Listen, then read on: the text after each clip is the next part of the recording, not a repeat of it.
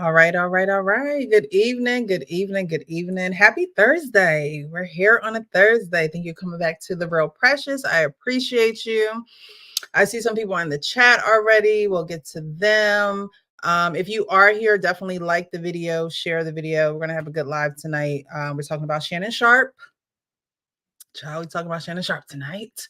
Self-preservation and why men lie. So definitely hit the like button, share the video, whether it's to Instagram, Facebook, to your friends, to Ray Ray and them. Share it, please. Thank you.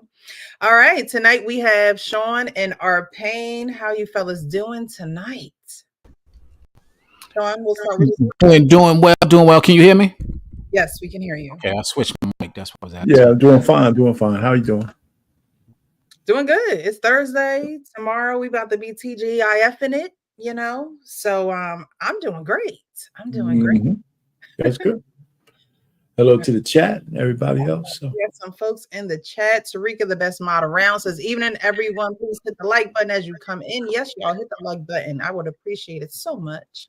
So much. And definitely, if you'd like to support the Cash App, is Michelle 1500. Michelle, I just, today is one of those days where I'm like, hey, what about me, Michelle? But we'll get into that. Talk about Shannon. Okay. Hit the like button, family. Hit the like button. Bruce, I see you peeking. You might as well just join the family. I'm about to drop the link. Bruiser! Welcome. How are you doing? We got Jeffrey and chat. Good evening, good sis. Precious, the mom with the chat and the mods is gonna be a good one. A real one. Yes, it's gonna be a good one. We are paying in the chat, showing some love. Good evening to the chat. Jeffrey, I see you there. I see you. Hassan. Hello, how are you doing, Hassan? I hope you're well. And chat and showing some love. I'm gonna do something a little different. I'm gonna drop the link. Now I'm going to drop the link now, and anyone who wants to join the conversation just based off of the title of the show, definitely join the conversation. You can be a man or a woman.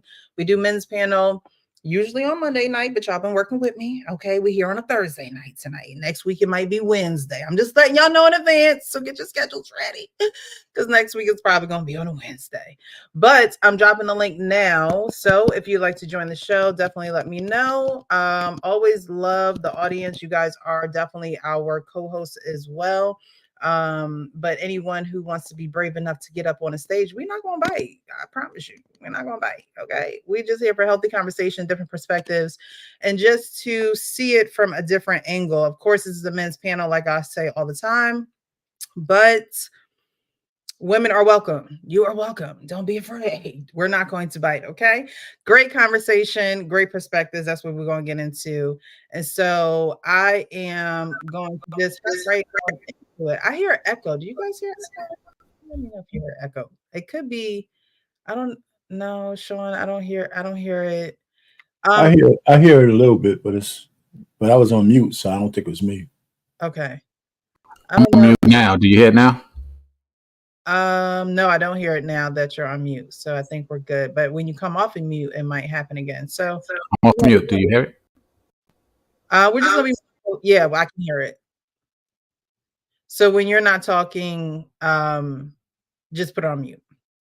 We all know the rules of StreamYard. Sometimes it be tripping. Could be that other mic, but we're gonna work with it. All right, so we're just going to dive right into it. I know that I have been off and on social media. My schedule's been tied up, so more off than on. But I got on social media. Was it yesterday? Was it today? I don't know if it was yesterday or today. And Shannon Sharp was trending. Okay. He was trending on social media. Not only was he trending on social media, he was trending on his live IG, where he went live during a sexual situation with a lady named Michelle. Okay. And it was heard. Everybody heard what was going on. Well, he went on his nightcap show, him and Ocho Cinco, to clear up the air. So I'm gonna play that video. I ain't gonna play the other video because I know you haven't heard it already. Okay, we're not gonna play that one. So we're gonna leave that one right where it is. I hope none of y'all saved it. Some of y'all probably saved it because y'all nasty.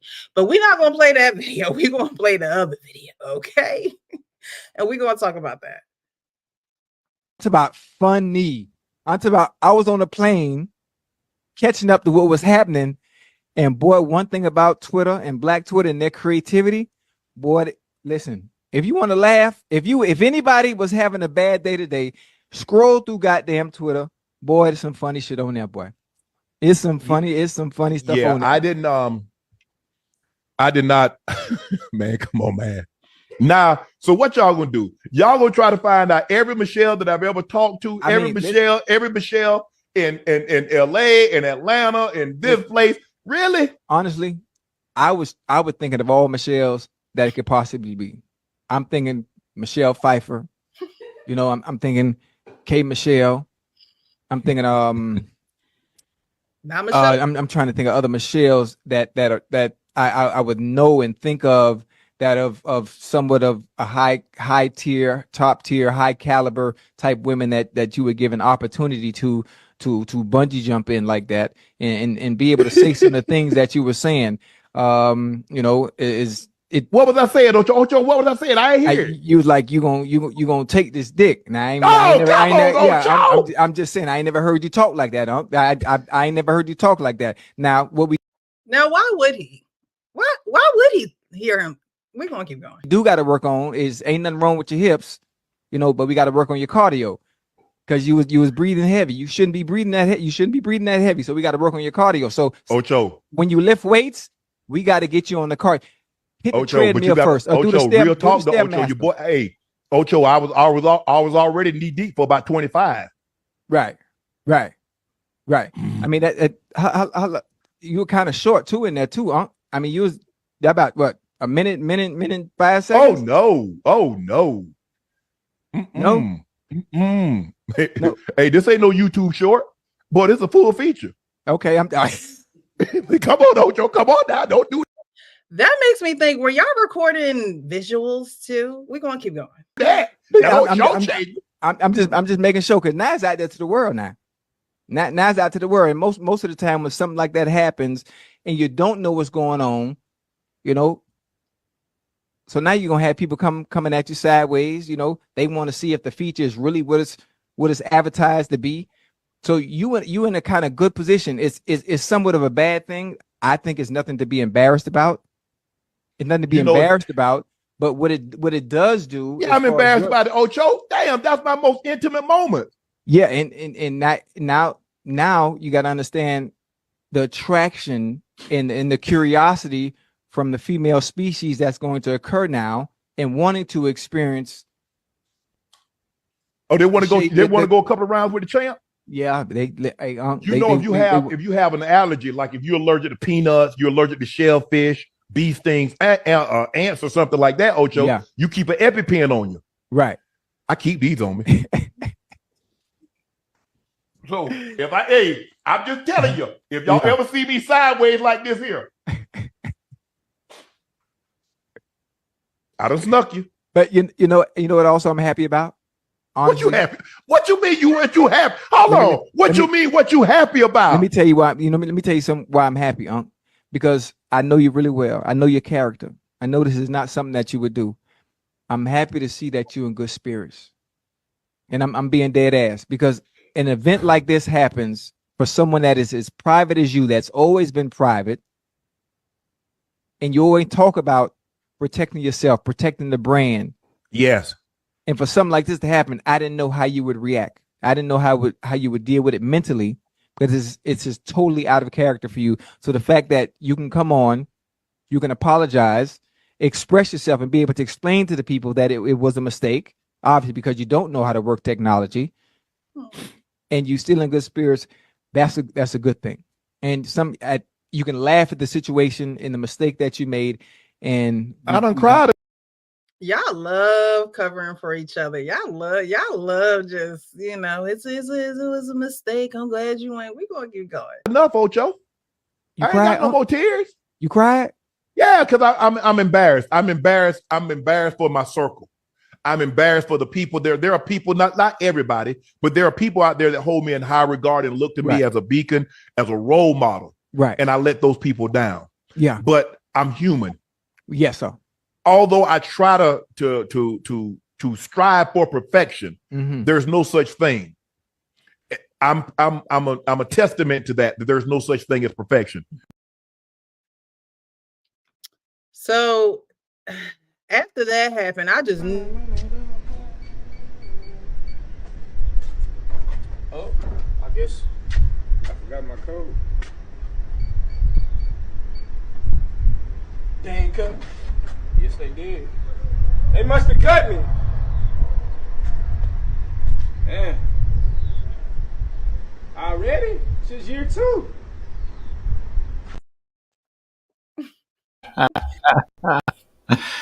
Oh man. So how does something like this happen? How does his most intimate moment get on the internet for the world to see? He doesn't know how to work technology, but he that's full of technology, you know. How does Really? One of y'all gotta go first. Go ahead, RP. Okay, let me go. I'll go first. Listen. I mean, first of all, I'm not buying the technology thing. I think he was. I mean, this is just me spitballing, right? You know, he's trying to quell those gay rumors. You know, so he's banging one out with a chick. I mean, but the only thing in his defense, this is just another form of butt dialing, right? He could have been butt dialing. I mean, I've had, yeah. Did you say butt? Yeah. Well, what I'm saying is, you ever butt dial somebody, right? Somebody called. You know, some people have their phone in their pockets and stuff like that. They'll butt dial you. So he might have, you know, I don't know where he put the phone, but I'm just trying to cover because I'm just trying to live up to it. It's okay. I got you. But my first thing is, dial on Instagram to go live, right? You have to hit the Instagram icon, right? Right. You're gonna have to scroll on over, right? And then there's post, there's story, there's reel, and then there's live. Right, so even if you butt out, you can post something to your story real quick, a black screen in your pocket, some scruffling, you know. But the butt dialing, that's not gonna work, right? Okay, one more then. Okay. She might have did it. She might have had it while he's at work. You know, she might have had the phone somewhere under the pillow. She hit that damn thing or something. She says, "You know, I'm gonna get this live." You know, he said he said he had his phone in his hand and he threw it on the bed and didn't. Yeah, that was. So it was live already then. So it might have been live already. We're rolling. But that's the key word. But because what he's defending is but he is defending the fact that people are thinking about him and his butts having different situations than what we heard.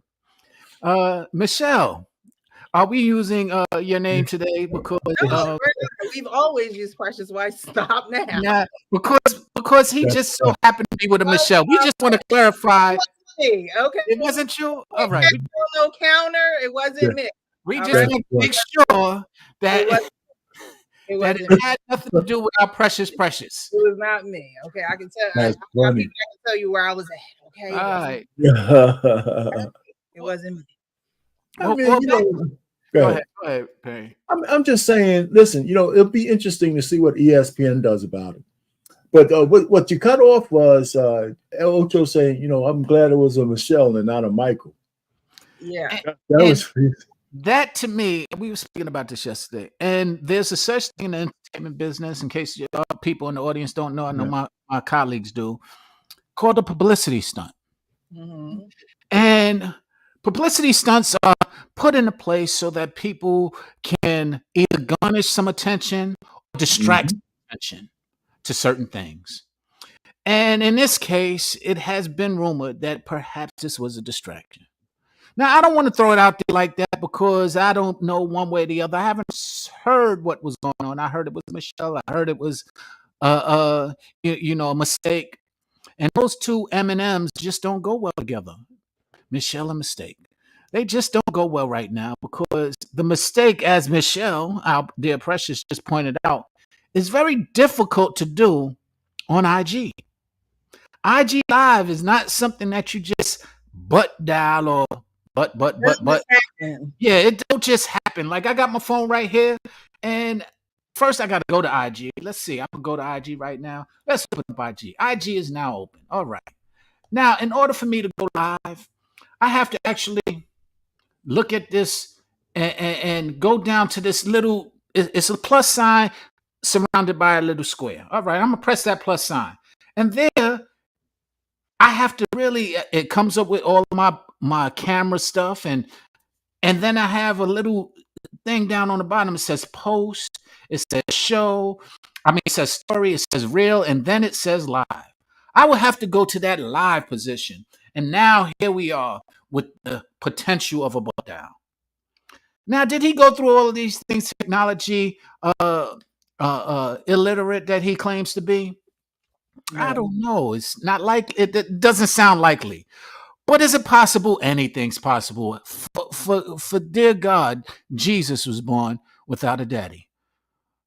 So, hey, we'll leave it there. But let's continue. Go ahead, Payne. What are your thoughts? Well, so are we going to get to the part where we're going to criticize what his get down game is?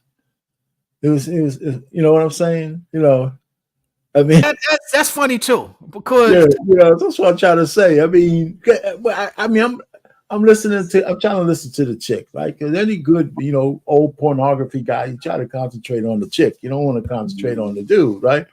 So the moans were kind of tame. She was doing. But he does need to get a little bit more cardio. Cardio. Right? I heard it, and it sounded like there were definitely 3 people in that. Oh God! Now I got to go back in here. Come on. Because there were times where he was talking to Michelle, and Michelle was responding, and then there was other heavy breathing going on. Wait! 3 people? I didn't hear. Yeah. Wow! I went from disappointed to he's my hero. What's going on? Well, he's your hero because what? You think it's cool? But now that the other breathing would be another dude. There wasn't no breathing like that. So that's what I'm saying. That's man. What you get the jokes, and they're using him as bait to get people to engage. He said he knows he's a trending topic right now, and he's not surprised that they're all trying to ambush him and pin all these DL allegations on him. That they found out that Shannon is the hot thing. They're using the same joke, but at some point in time, it's going to get old and people going to get tired of y'all saying that Shannon gay and Shannon this, and you're going to have to get back to telling jokes. I think this is that time. Now, please tell me you're not running out of jokes. He quickly addressed the real reason why he decided to fire his gay stylist. Now, y'all listen up now. Keep your ears open. Hollywood after months of dodging the question. He said he fired Hollywood because he felt loyal to his former stylist, Shelly, and that it had nothing to do with Hollywood being gay or... What's her name? Shelly. I told you to keep your ears open. Shelly. Wow. After months of dodging the question, Hollywood, he said he fired Hollywood because he felt loyal to his former stylist, Shelly, and that it had nothing to do with Hollywood being gay or people accusing him of sleeping with him. He was gay. Okay, that's his life. That's not mine. Hollywood no longer styles me. Why? Because I'm loyal to Shelly. She was hurt that after 20 plus years of being my stylist, that I had gone out 20 plus years outside to hire someone else. And someone else was getting the credit when she was there at CBS. She was there when I started at Fox. She was there when I was going out and doing red carpet events. And I never had a problem.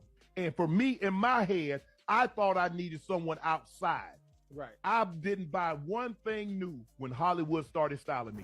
Everything, all those LV jackets, all that stuff that I already had it. and a lot of the stuff she had already put together, but I took it apart. So when he put it back together, it was just what she had put together. Child, it's okay. Now I remember that. And that's the question that we're having with it right now, because he left Shelly for Hollywood. Now, so this don't look like it's about no clothes and no styling and all of that. Because if you were with her for 20 years and then this man who is gay comes along, and it's not about him really styling you because you still have the clothes that Shelly got you, and he probably just discombobulated a whole nother different way. It's almost like you've been in a relationship with this woman. This man came in. People probably talked about y'all like crazy. And now you back with Shelly. Y'all know Shelly is a nickname. man. Well, yeah, let's not overlook the fact that he left Shelly for Hollywood. Now, we're not talking about why and the details as far as the stylist title that they both had. None of them had a relationship title other than stylist, right? That was their relationship, is the stylist. Left Shelly, that relationship, for Hollywood, this new relationship of a stylist.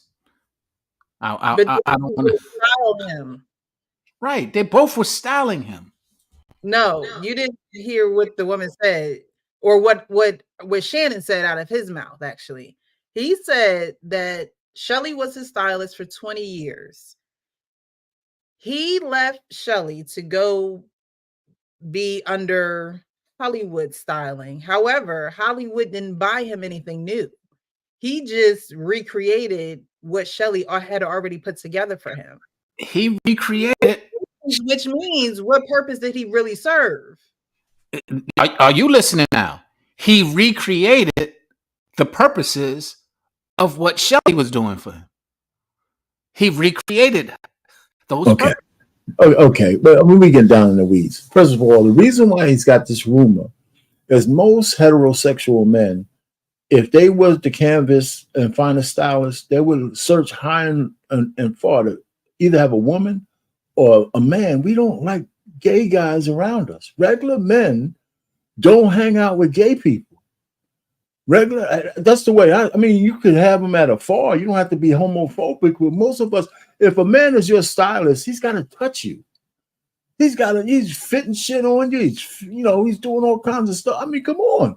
And he's got to be in there, changing clothes and all that, and looking at your butt and shit, man. Listen, all I'm just trying to say is most men will not hang out with gay dudes like that. Now, you don't have to be gay, but usually most men, that's where the rumor's coming from, because the average man won't do that. The average man doesn't do that. To your point, let's just take that into consideration. Okay. Thank you. Let's say he did hire a stylist. That you just made, and it's a very good point, Payne. You don't hang out with them. He was seen and hanging out at basketball games. Have you ever seen him with Shelly at a basketball game prior to Hollywood? Just a question. No, I haven't. I don't even know who Shelly is. I haven't. Maybe because he wasn't Club Shay Shay, he wasn't popular. Maybe he was there and we just overlooked it. His 250-pound person in the front row. Maybe. I'm not saying that that's not a possibility. But the point is, to your point, Payne, he was hanging out. And even if you did do work with someone who, was homosexual, doesn't mean that you're taking them on dates.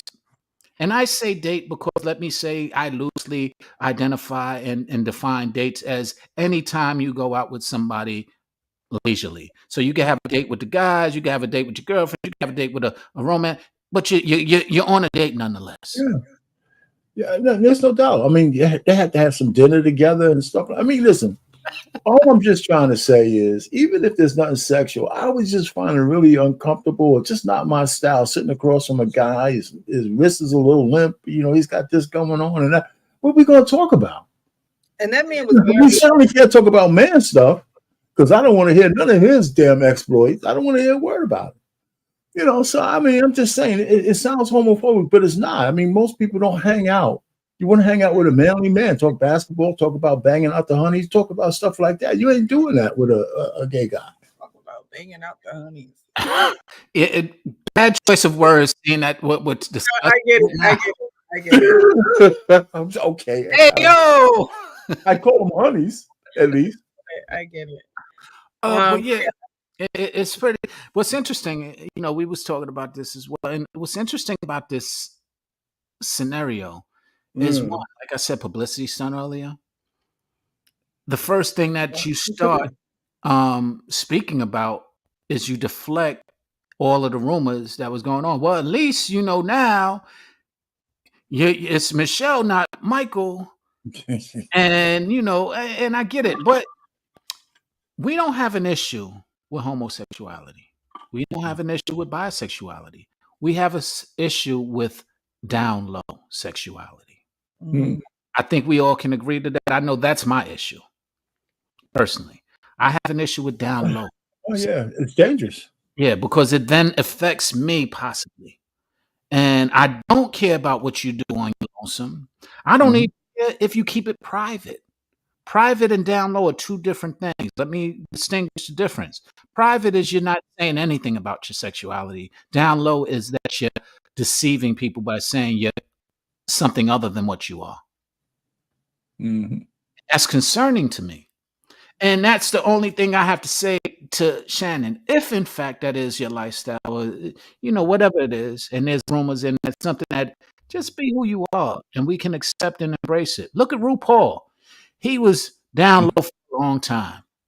Now he is so happy because he finally admitted to how he feels, and everybody's accepting him. He has a television show that is successful in several seasons of it. His character that he created is now a worldwide recognized character, and nobody is damning him for that. They're embracing his reality and his. Let me ask you, Sean, do you watch the show? Never. I have never seen it. No, I haven't seen it. That's what I'm saying. Okay, so he appeals to other gay. I thought he was gay from the beginning. I mean, even he was. We all did, but he was acting wasn't initially with the dress on and all that stuff. He was acting like, yo, that's just a character. That's not me. And he was playing this. He was saying that he wasn't, and he was getting resistance from people like myself and yourself who might have looked at him like, come on, man. Like, that's exactly right. Come on, man. Who you fooling? And then he finally came out and said, okay, I would say God bless his soul, Mr. C. It's successful. He got a successful show for the people who watch it, for sure. Yes, and what I was saying is God bless his soul, Mr. C. I remember calling Mr. C after he had admitted it, and I was like, bro, yo, I never concerned myself with your sexuality, but I'm glad that you finally can get it off your chest so you can live life. Mr. C never calls back, just so that you know. That was the first time I got a call back from Mr. C, like, yo, thank you. And I appreciate the support, because he was at a point, everybody was, bashing him and getting at him. But I was like, yo, it is what it is. I'm just glad you finally got that chip off your shoulder and you're able to live in whatever your truth is. And that's all I ask from anybody. And again, God bless his soul, great guy.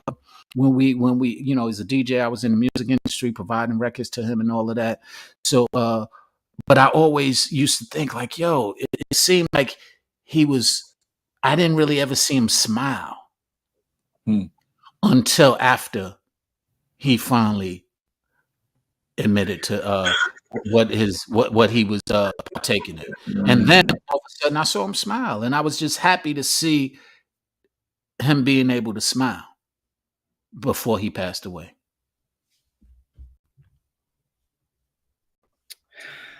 Did we get through this video? Oh, let's finish playing this. All a hot mess. But as you can see, Shannon been fighting these DL allegations for a hot minute, and they still not letting up. To make matters even worse, a video recently went viral of Shannon getting out of his car and walking kinda zesty. He had his back slightly arched and was throwing his legs around like somebody auntie. Here's the final stop of the day. Total wines. See the line started over there. My last stop of the day. We got up early, had a late night. We don't do excuses here. We just get the job done. Because this one we signed up for.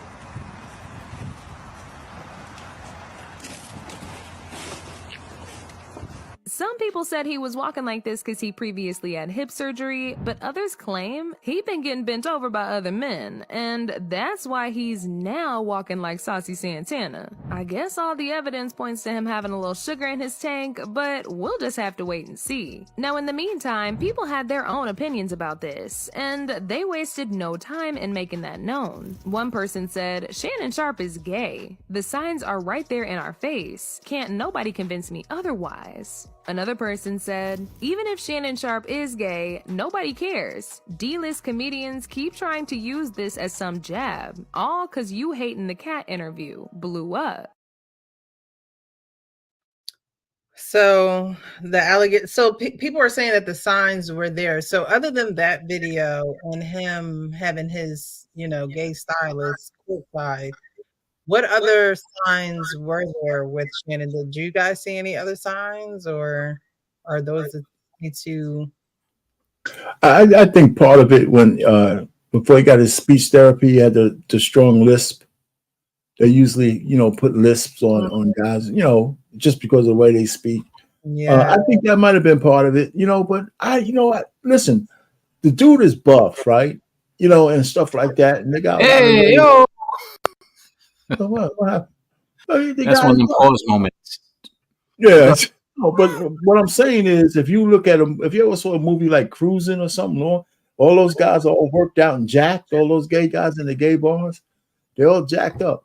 But I'm just saying. But I never thought. I just looked at him as a football player who got famous. I didn't even think about him being gay. And I could say, his diction and all that kind of stuff just got better. I was thinking about how better he got as an announcer.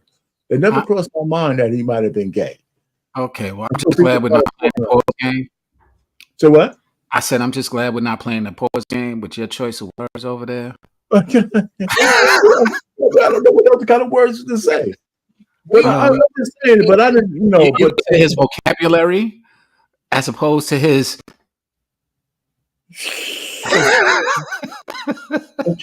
I thought I said words, but anyway.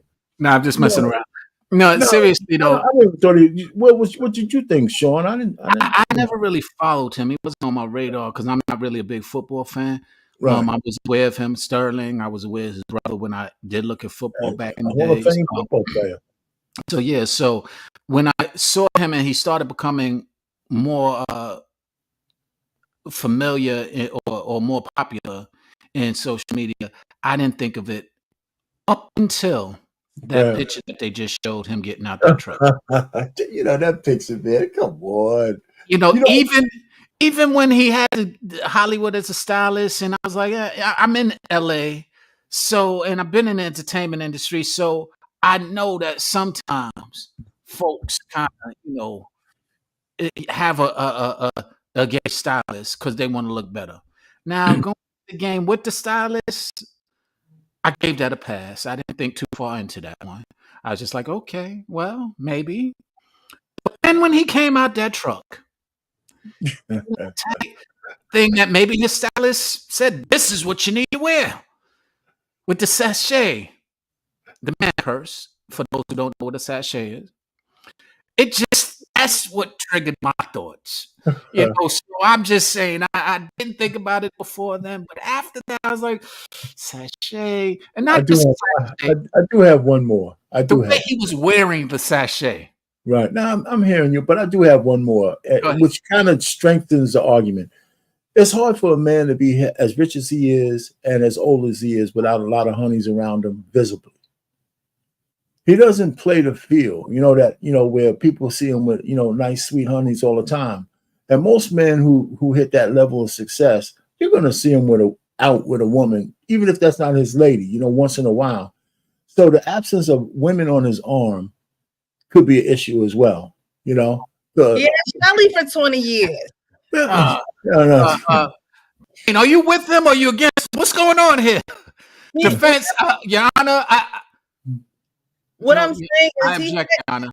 With the way that he spoke about this stylist Shelly, right, and then he spoke about Hollywood. Okay.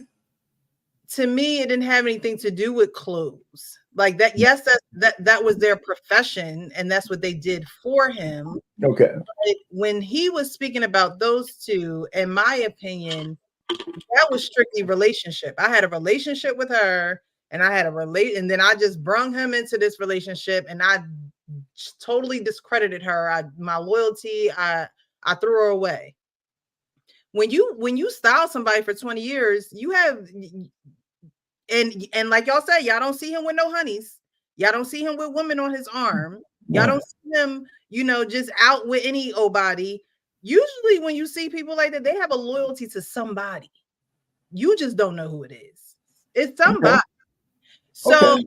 I mean, that's possible. I'm thinking, okay, he was with this woman. Who knows what happened between them to the point where he felt like he had to get another stylist. And now this stylist is behaving. Okay, so is Shelly the one? So is Shelly Michelle? I mean, we can assume a lot of things. We don't know. Who knows? But I hear your theory. I hear your theory. No, but I do hear the theory about her being a close, a stylist with benefits, to say something, But even with that, if they don't have nothing serious where he could show her in public, it's not because he couldn't do it. It's maybe because she might be married or something like that. She wasn't shown on his audio. She wasn't shown on this feature. He keeps talking about that in a YouTube short, was she? Your Honor, the defense needs a break. Your Honor, the defense needs a break. Our page just submitted some evidence, and then he's trying to retract it. All in the same breath. The 18th letter. Please help us out here. We're going to take a break. The defense is going to take a break and talk this over. The 18th letter. Thank you so much for joining the Real Precious. How are you this evening? Hello, how you doing today, Miss Precious? Thanks for allowing me up on your platform. I want to give a shout out to the brother Sean Bolden, and I want to give a shout out to the brother R. Payne. It's been a long time. What's going on? What's going on? Yes, sir. Good seeing you. How you been? I'm doing pretty well. I can't call it at all. When it comes to Shannon Sharp, I don't think the man. I don't think that man is rainbow at all. I don't think he's rainbow at all. I believe that he had what they said he had two. I mean, the man had 2 hip replacement surgeries. Like, the damage that does in general, just when you have one, it really affects, the way you will walk. It's a lot of things. Mm-hmm. Me personally, we say we never seen him with a woman, but I could recall the man, he was trying to get at, what was Eddie Murphy's ex-wife, Nicole? Yeah, he was after her, man. He was very fond of her. Yes, Nicole, yes, he was. Forgot about that. The man has children, and I think in this day and age, if you're rainbow or secretly rainbow, it's very difficult with the amount of cameras, the amount of media, internet, social media, to keep that private in a lot of cases. I think if that was the case, somebody seeing a chance to, go viral and make a few dollars virally, they would take that chance to try to expose that type of information. I think, me personally, I think the way things are going, like, I don't understand with certain ladies that's so quick to call a man zesty. It's like, if you stand up for yourself and you have some self-respect and you carry yourself with that, or you rebut what somebody may say, another woman, then you get called zesty. Mm-hmm. If you're confident and you carry yourself with confidence, you're called zesty. It's like it seems like it's a shaming tactic to try to, I don't know. It just seems like it's something up with it to me, because I never know, like, any man that's a metrosexual. I thought that was just a man that like to keep himself up. You know, you go get your pedicures. You ain't gonna get no color nail polish, but you may get clear nail polish. You know, you got nice cologne. You dress well. You carry yourself like, you know, a well-dressed man. I don't see anything zesty about that at all. But I don't know. It seems like in this day and age, you have a lot of women that's quick to call men zesty for any type of reason. I think it's a shaming tactic because sometimes they can be intimidated by a man with confidence. Oh, there's no doubt Your about Honor, that. the defense rests this case right there. Thank you to our colleague, 18th letter. We're going to leave it there, Your Honor. I think that that's why I asked, like, what other things made people think that, you know, he was gay? I think that women, you know, women like to pride themselves on having gay friends. I don't know why, but they do. They like, oh, I want to be your friend. And, you know, and so that gay friend becomes one of the girls, one of the, you know, in the clique of the girls. And so they see things that women like me, I don't have no gay male friends. I don't really wish to. But they see things that someone like me wouldn't see. And I'm not saying that it's right that they call men zesty, because I think that a lot of times, probably 80% of the time, women just do it out of, I'm gonna just pull this out the air because I know it's going to aggravate you. But the other percent of the times is because they do see the activity, the behavior, the languages, the mannerisms, the language again that they use. And so when they see it in a straight man, now they're questioning his sexuality because they're close to a man who likes men. You know what, Miss Precious? I think I don't know if I can really go for that one, because if women can see it, straight men can see it as well. And we've always saw it. We've always knew the cousin or somebody in your family that might have been a little, you know, a little on the sugar side.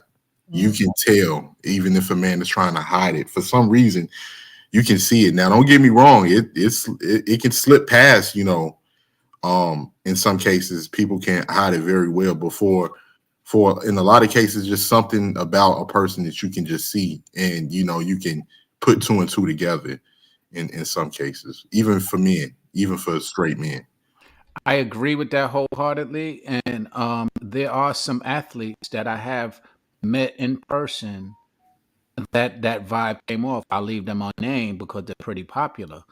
But I was very shocked to actually see some of the mannerisms. And I was like, oh, okay. And it was just natural.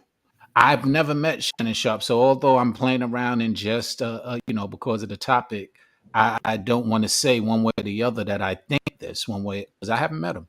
I haven't ever been in the same place as him. So I can't, you know, usually that's when you can get a better indication just on mannerisms. Like there's a few people, I said athletes, but I didn't even mention all of the actors and entertainment people in the music industry that I've seen, and I've seen those attributes like he was just describing. And it was like when you saw your cousin and you could see certain mannerisms that's like, oh, okay. And when you see it up close and personal.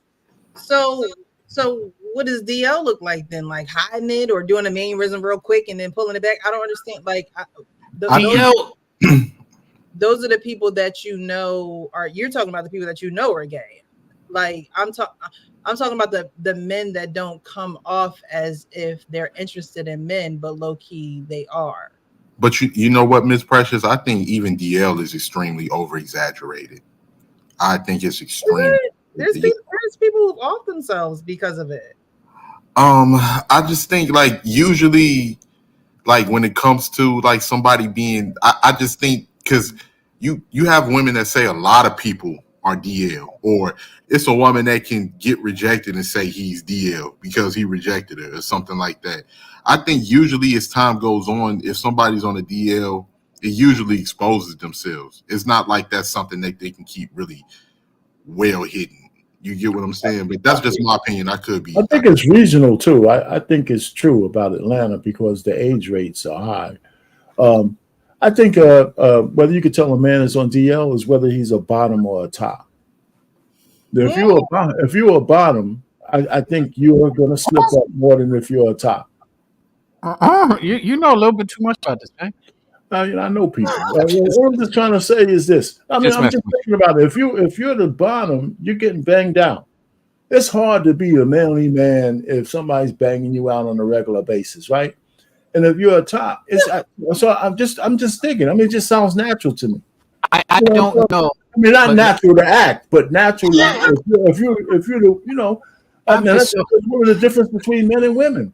It's where the energy is being transferred, right? I'm just so happy we're not playing the pause game here. I'm just trying to say, but in Atlanta, there's a lot of dudes on down low because you could tell by the age rates of the women who are being faked out. Now here, DL, you can't always tell one, and that's part of the problem. Why it's sometimes overcompensated aggression. You can tell as well because they're overly aggressive or overly masculine and overly overtly trying to prove a point, so to speak. And I found people who have been touched having that anger or that aggression, people who are DL or in denial having that. And so that's a indication that you can't always identify, but when it comes out, you're like, wow, that's why. Oh, okay, now that explains it. So that's one sign. A lot of it in our community comes from the jail community. And so that then lends back to the point that I was just making, overly thugged out or feeling like it's okay because you're not, as Payne was describing, the bottom. So I'm not gay because and that becomes part of the DL because it's a lifestyle, a jailhouse lifestyle that has been spoken about. So I don't know if you can tell. I don't know if there's an identification of it because I haven't identified it. But that's the reason why it bothers me so much is because the other thing is that a lot of like one of my gay cousins, he's been practicing the lie and hide it all his life. Right. But does that mean like lie and hide it? Does that mean he doesn't associate with women? Does he not hit on what does that means that he actually associates heavily. That's another sign. He's always got women. Like he's proven to people that he's not by hanging out, as Payne would say, as many as possible. So it looked like he's just a hoe. It looked like but really he's abusing those women because he's really just using them as a tool to cover up and disguise his desires, his natural desires. Gotcha. All right.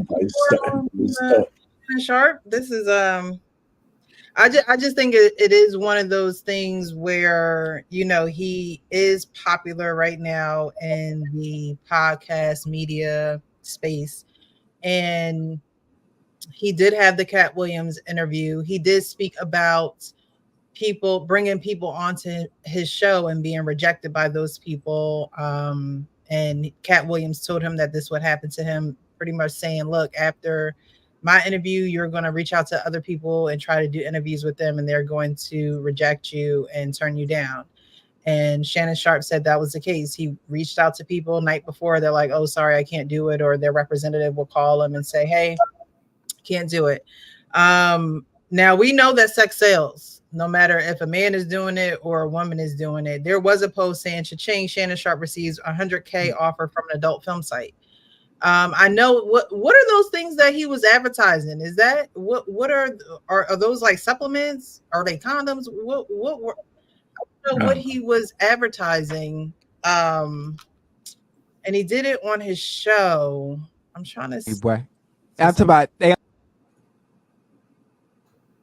he advertised, yeah. could possibly be. I'm thinking Michelle Pfeiffer. You know, I'm thinking K Michelle. I'm thinking I'm trying to think of other Michelles that I would know and think of, that of somewhat of a high tier, top tier, high caliber type women that you would give an opportunity to bungee jump in like that and be able to say some of the things that you were saying. You know, is it? What was I saying, Ocho? What was I saying? I ain't hear it. You was like you gonna take this dick. Now I'm just saying I ain't never heard you talk like that. I ain't never heard you talk like that. Now what we do. Of all the things he could have said though, like Ocho, why would you ever hear Shannon Sharp talk like that? I just don't understand. You got to work on is ain't nothing wrong with your hips, you know, but we got to work on your cardio. Because you was breathing heavy. You shouldn't be breathing that heavy. You shouldn't be breathing that heavy. So we got to work on your cardio. So I think it was somebody else in the room breathing heavy. Y'all gotta listen to it again. No, when you lift weights, we got to get you on the cart. Hit the treadmill first. Ocho, do the step, real talk, do the Ocho, your boy. Hey, Ocho, I was already knee deep for about 25. Right. What was he knee deep in? I mean, how, you were kind of short too in there too, huh? I mean, you was about what, a minute. Chad looked like he was there. Was you filming? Minute 5 seconds. Oh no. That's so funny. No. Hey, this ain't no YouTube short, but it's a full feature. Okay, come on, Ocho. Come on now. Don't do that. I'm just making sure, because now it's out there to the world now. Now it's out to the world. And most of the time when something like that happens and you don't know what's going on, you know.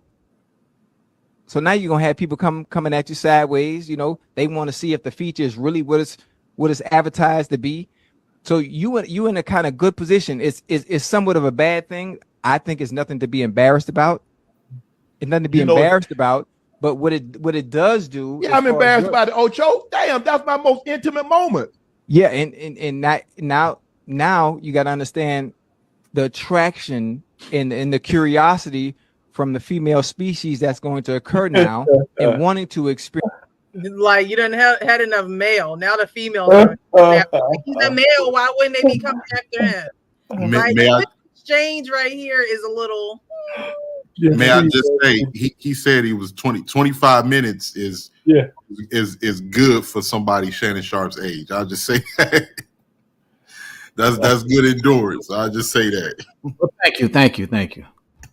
Oh, they want to go. They want to go a couple of rounds with the champ. Yeah, if you have an allergy, like if you're allergic to peanuts, you're allergic to shellfish, bee stings, ants, or something like that, Ocho, you keep an EpiPen on you. Right. I keep these on me. Okay. I see what you're talking about. Condoms. No, so an EpiPen. So if you're allergic to something, you have an EpiPen, the EpiPen is supposed to bring you back to life to stop you from dying. What was that in his hand? What was that in his hands? It was a supplement. A supplement. Okay. And I'm going to assume, because I don't watch his show all the time, but I'm going to assume, you know how podcasters have a something that they sell. And so a promotion. So I'm thinking that is something, a product that he promotes. So now with him actually having this audio out here, it is a, something that he can actually put his stamp of approval on and say, hey, I took these. I mean, he literally just did a mini commercial. I took these and, I worked in sales. And so you have to know how to capture your audience. And so people only buy from who they like, right? And so this type of content is likable because you have young people watching it. You have people that probably ain't gotten into God knows how long enjoying it. It's one of those things. And again, sex sells. And so in order to sell this supplement, whatever he has, I'm not saying that it wasn't selling, but now that Shannon Sharp has his stamp of approval on it, it's probably definitely going to sell. And so that's just another stream of income for him. The difference is, would it be different if it was a woman having sex with a man and it was a butt dial? Would this be looked at as, oh, I'm sorry, I'm a man, this is what happens, I'm not going to apologize for what I did. I may be a little embarrassed, But that's what the comments are pretty much reading. Go ahead, Unc. You a man, you was knee deep, X, Y, and Z. You want me to answer that? Yes. Yeah, you become a billionaire. You're a woman, you become a billionaire. So do you think that's why Shannon Sharp did it? Because it's like, hey, if a woman can do it, I definitely can do it. I don't think he thought that deep, but but I like the scenario of him trying to sell those pills that made him, perform like that. I mean, that's a connection. But if a woman got caught out there banging somebody out, they become rich. I mean, it shouldn't be that way, but that's what happens. And everybody tried to follow my girl. How many women nowadays have sex tapes and they don't get hurt at all? They don't get hurt. They get the feminists have people praising them. Oh, your body is nice, man. You move so well underneath the stroke and shit. I mean, come on. Women get hurt. I don't know if that would have been the response. But we have receipts though, Precious. I mean, how many women have sex tape? And how many of it has it really hurt? No, I'm talking about the commentary as far as this woman. Like, that wasn't, it wasn't hack. She's a whore. Who is this person? For Shannon, he pretty much got nothing but praise off of this audio. Yeah, because men generally don't get a pass like that. I mean, men, we pat each other on the back when we get laid. Right. Yeah, but that's natural. I mean, it's natural. I mean, if we get, listen, let me put it to this way. I'm gonna say it as best I can.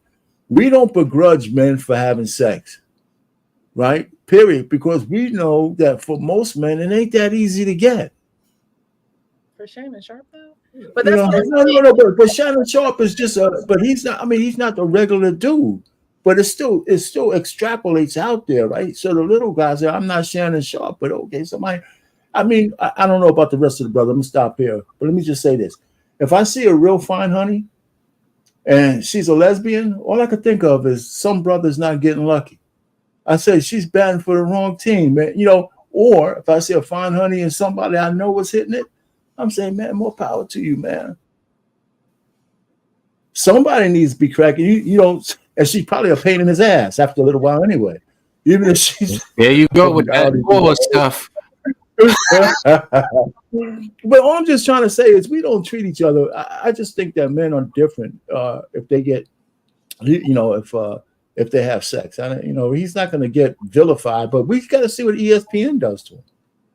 I don't think ESPN going to do anything because really, technically, he didn't do much. It wasn't like he violated anyone. It wasn't like he did anything that was offensive to, their brand. It was something that was natural, and it just got caught. Anybody can make a mistake of that magnitude, and the fact that they didn't find out that he brought it to their attention is in his favor as well. Yeah. I guess I forgot my yeah, but that's the Shannon. That's funny. Yeah, you're saying that he didn't do anything offensive and things of that nature. And sex is a natural act for humans, right? But he talked and it's almost hypocritical because he was talking about Chad being late. Yeah, exactly. He got into some car issues, and here you are banging somebody out. Yeah. And the whole world can hear it.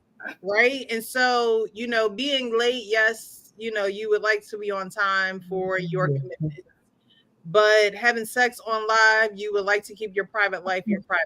And there's no way in God's green earth that this was a hack, that it was accidentally put out there. And so, these people that are cutting the checks are going to question that. How does your personal life, that intimate of a moment, get played for the world to hear? It's one of those glass house really can really be swept under the rug, or are they really going to put him under scrutiny for it? Let Without a Glass House throw the first stone. No, I mean, but we'll see because he's on First Take. That's the most popular show. when he's on First Take, there's no way you're going to see him without thinking about the tape. Right. They're going to either have to lean into it. Stephen A. Smith can't ignore it. He's going to have to challenge Pause our it. pain, Paul. No, Oh I'm my just gosh, saying. Sean, grow up. Okay, this is No, Stephen A. Smith is going to have to. It's going to have to. They're going to have to mention it on the show. I don't see how they could ignore that. It'd be really, ESPN doesn't mention it when he's on the show. I really would be disappointed. I mean, because everybody's going to be thinking about it. Hey, man, you got to say something about, Molly got to look at him and say, you got to get your game up, Shannon. They're going to make all these jokes if they don't lock them doors. If they don't lock those doors, right? Or suspend them for a week or two. I don't play the game, pause, by the way, but I'm doing it deliberately now because, like I said, it's not going to be that big of a deal when he goes to ESPN. It might not be going to be what we're trying to make it out to be. He has too much credibility in other places, in other ways, to where this minor thing, the president can say, grab him by the, but he can't have a sex life that happens to have been leaked. It's not going to be that big of a deal. It can't be. If I was his lawyer, it wouldn't be. Because how you going to sit put up Kasim's, you see Kasim's thing, Precious? Yeah. ESPN isn't going to discipline Shannon for his accidental sex dream. He's staying put via TMZ. I didn't even know that, but that just makes the sense.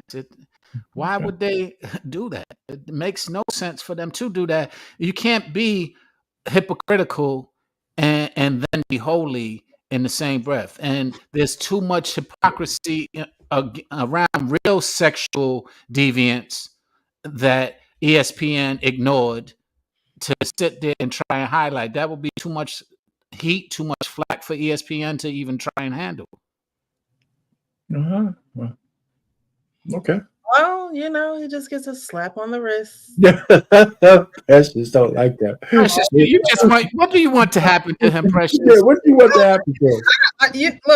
Look, because he was with Michelle. What you do in your bedroom is what you do in your bedroom. I honestly now it doesn't even matter, does it? It doesn't matter. You could just play the audio as long as there's no visuals. I guess if there were visuals, there probably would be an issue here. But since there are no visuals, a lot of people said, "Oh, what is this AI?" And then people are like, "No, that's your voice. Like that's clearly him." That's so funny. But there's no face, there's no case, right? That's true. It wasn't me. It wasn't me. It wasn't me. Yeah, he's not that advanced. He went out and said, that was me. Everybody was saying, nah, that wasn't him. They were making up all the excuses for him. And he said, no, it was me. I don't know what you're talking about. What do you mean it's not me? It really was. Now he's proving it's him. Nah, you don't hear the lisp? Yeah, that's you have a Shelly. You don't understand. This is me. The funny thing is when he threw that Michelle in there out of nowhere, he's banging it out. Then he says Michelle, and I says, I thought that was kind of staged. I thought that just calling her name and just once, all that, and I just think that the words he was saying, at least and the name, I think that was like staged because everything else was like, innocuous or whatever. He's just, panting and all that other kind of shit, I probably would have a few different choice words while I'm, having a good time like that. Oh, Michelle, and then that's it, Maybe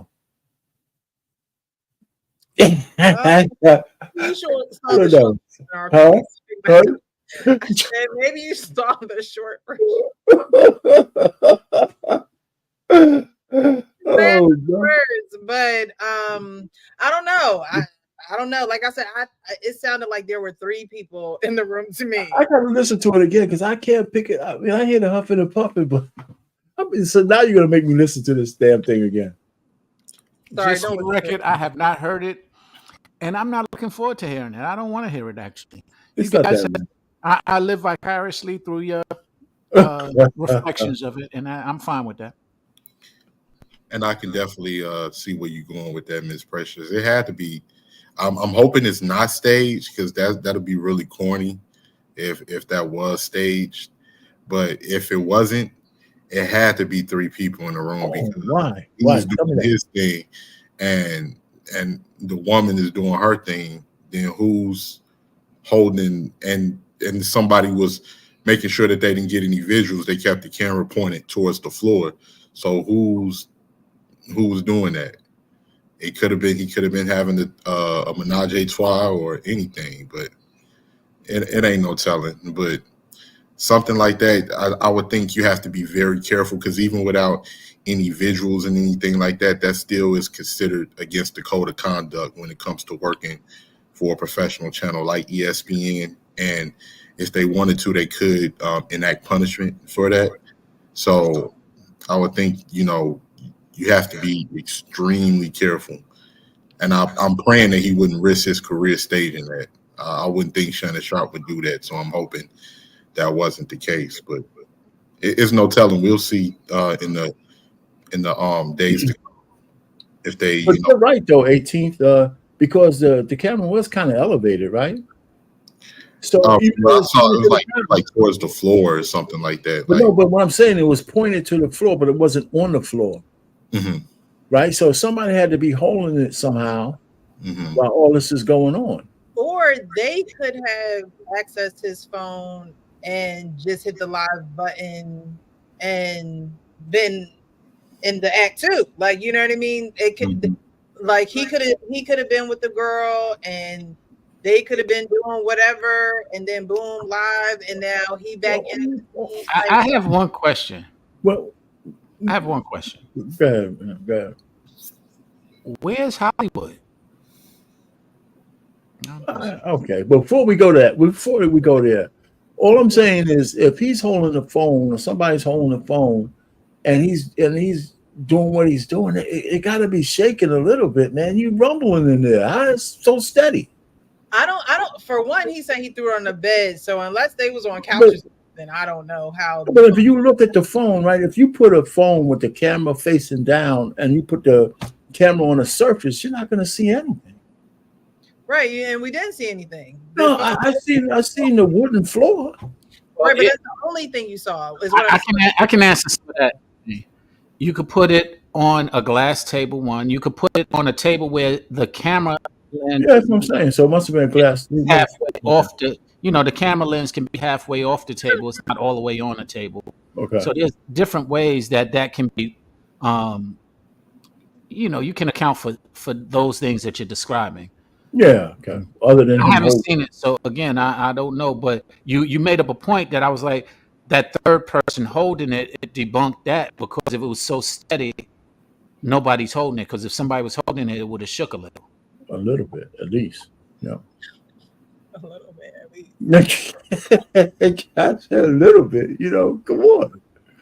Well, anyway. We'll be back on Monday morning, according to Kasim, and we'll see how the cookie crumbles on Monday and how they have they boy powwow about it. I'm sure it's one of them things they just gonna laugh at. It's probably gonna be another maybe you out of breath.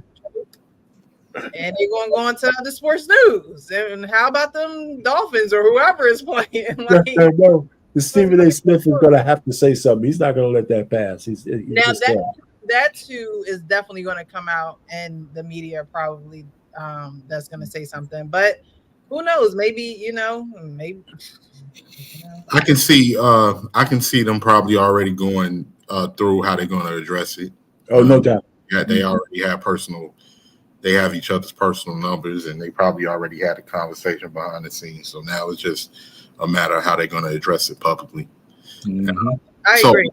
I wanted to ask you, Miss Precious, you being a woman, what do you think are signs that a man would be considered zesty? Because like I was saying, I think that's used in a more immature way to shame a lot of men, especially when it's characteristics that a man may have that a woman don't really like, as far as especially if they're more of a dominant type or the type of woman that's more that feel like they got to run the show. So what do you think from your perspective as a woman? Makes a man zesty. I don't know. Other than the obvious, the flamboyancy, but if he's not flamboyant in that way, um, men, I don't know. First of all, I don't use the word zesty, but I would, I don't know. See. My first thought is never that. My first thought is never that. Oh, this man is zesty or he's gay.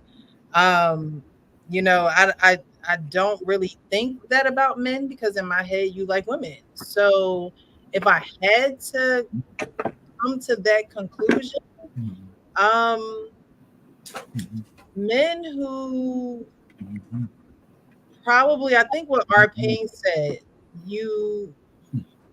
it's, and I think R. Payne said it. Sorry if I missed it, but a man who is never seen with a woman, a man who is, would rather be around men, but you say that you like women.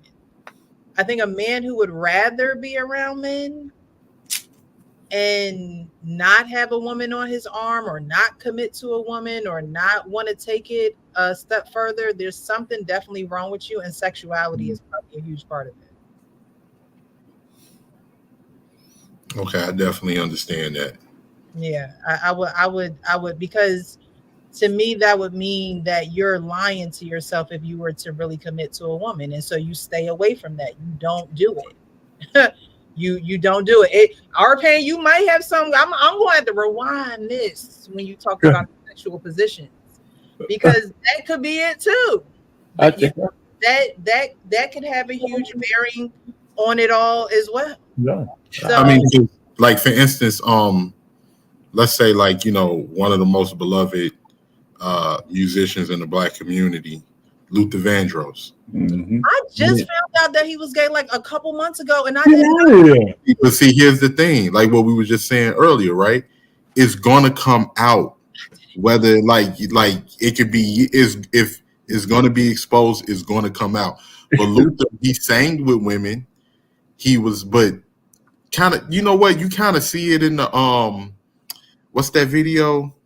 The All My Love video. You kind of see it a little bit. The way it's like his mannerisms a little bit, but you was mesmerized by his vocals. Yes, because the music was all.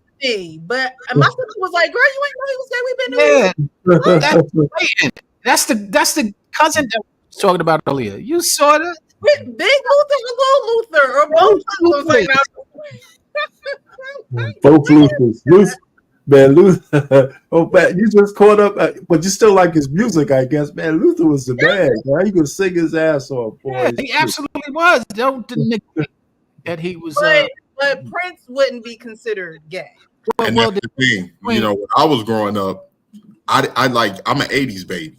Right. So when I was growing up and coming out the '90s, Tupac, Nas, Ice Cube, that was all I knew, like as far as masculinity. So when I would go back and watch old Prince videos, I'm like, this is not right. I was like, this is not right. And I didn't understand the whole androgynous look. Metrosexual thing. I thought men dressed like men and women dressed like women. But come to find out, Prince had all of these beautiful women. He was lining them up and knocking them down. He had Mate. He had all of these gorgeous women. And now that I think about it, now if something was suspect about Prince, it would have been came out already. That information would expose. Like even with Whitney Houston, we found out Whitney Houston was involved in a relationship with her best friend Robin. As time went on. You see what I'm saying? So I agree, AT. And I mean, with Prince and Luther, two entirely different scenarios. One, the ultimate that we was just talking about with Shannon, Luther was never around any women. Prince was. So he can get the pass. Not to mention, best you can say about Prince, or most you can say about Prince, was bisexual.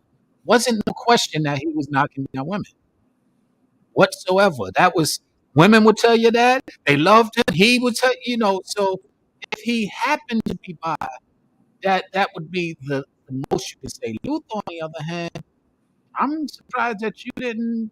That's surprising to me as much as you are a music fan. Listen to his Well, music. I didn't Yeah. know anything about his social anything about. Well, him. don't feel bad, Miss Precious, because I didn't find out till like about 4 or 5 years ago myself. So like, Jesus Christ. the funny thing is people when you're involved in something like that, it's always going to be people behind the scenes that in that industry that's going to know. No doubt. Like, or it's going to be something that's in the background that's just waiting to come out, because things like that you can't keep them hidden. And Well, the funny thing is, back in the days, like you said, you was an 80s baby. In the 80s, it was very taboo and it was discreet, and they would definitely secure that secret for a lot of different reasons. There was a lot of homophobic uh, actions that were very dangerous. One, two, um, when you do open up to somebody, it was usually to one of the women that you um, know well. Like, for example, I'm sure Patty knew. I'm sure people who worked with knew, but they were safeguarded because of so much backlash that could happen otherwise, especially in the 80s. It was much Well, different. the one thing they had in common is Luther, Whitney, and Prince. They all died too soon. That's the truth. All of them. We could add names to that list. That's the sad part. I agree. And so yeah. So and the other thing is that the plague. The reason why it was also guarded is because what plagued the industry, which is arguably what was rumored he might have died from, was HIV and AIDS. That started like something that was extremely, um, detrimental to society. Oh, you had that. You was a Walking Dead person who killed people, but just by touching and or looking at them the wrong way. So there was a lot of myths that were attached to sexuality that will be protected in that day and age. Whereas, so I can understand why you wouldn't know. I had to rethink it, and I think it possibly because I was in the industry. I've been in the industry since about 85 or 86. So I was exposed to people who actually knew. So it wasn't something odd. It wasn't something that anybody held against them. It was just like, oh, yeah, like the choir director. It wasn't something that you looked at differently. You didn't talk about it. You just kind of overlooked it. That's the choir director, and and he's musical. You didn't think about his personal life. True. I've known some people that have dibble dabble in the industry, and they always talk about this sexual immorality in the industry. It's almost like they have this look on their face, like they done saw a monster. It's weird. It's weird. And how they got out of the industry, and they wouldn't like Sean, and regret doing it, and wish they had never, and talented people too, talented people. See, that's the thing that gets me. That's the thing that gets me, Miss Precious. That's why, like, I wonder with some people's stories, because I'm one of those people. Like, people can say anything, and if they know that people are gullible, they will say anything because they know it's going to bring, attention. It's going to bring views, or people want to hear what they got to say. Because I just don't understand. If you are a masculine man, or you are a heterosexual woman, or a heterosexual man, can't nobody force me to do nothing. Nothing. I don't care what party I'm at. I say no. Hey, back up off me, dude. I don't roll that way. Hey, well, this might affect your career. Then that's what it's gonna do. Then let me add to these people. Let me add some elements that you might not be considering. The heavy influence of drugs, specifically in your day and age that you're talking about, ecstasy. If in fact you partook, I've never had it, but I've heard about it and I've seen people who have been on it. it can be something that will change your dynamics. Now, if you're drug free, weed, for example, I have had that, and it does arouse, it does stimulate your sexual desires, not to the point where you don't know what you're doing. But ecstasy, on the other hand, actually, from what I've heard, does do that. And it was very significant and heavy going on in the early 90s and late 90s. Yeah, but the point really is that if you actually took ecstasy, you that means you were down for anything anyway. Thank you. So that's the point. So you wouldn't take it. You just wouldn't take it. And I agree. Like I said, I'm not saying that I'm giving you an element that sometimes. No, I'm not disagreeing with what you're saying.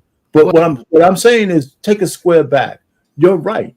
But the point is, it's not at the point of you doing something untoward. Taking the ecstasy itself says you want to open that door. The reason why I push back to that a little, you're right. I'm not pushing back a lot, but alcohol is the same. It is impairing, and you know what I'm saying. And if you get too drunk, things can happen, or you can be compromised. And so that's just something that you partake in socially because it's normal. So I say the reason why I'm pushing back is because in those environments, it becomes normal to have ecstasy, cocaine, or weed just being around. So it's kind of like having alcohol being around. You might not drink alcohol, but that one time that you try and be part of the social dynamic, it can be overwhelming. Well, I agree with you, but I mean, I've been in parties where all three is. I might drink a little bit, right? But I never thought drinking, no matter how drunk I got, I never thought about going the other way. Marijuana, the worst thing that ever happened to me was I got the munchies.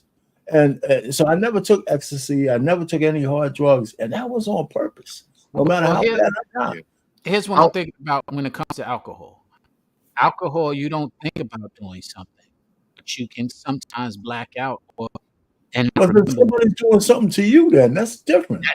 That's my point, is that let's say something was done to you, and now it's already done, and you find out when you are conscious again.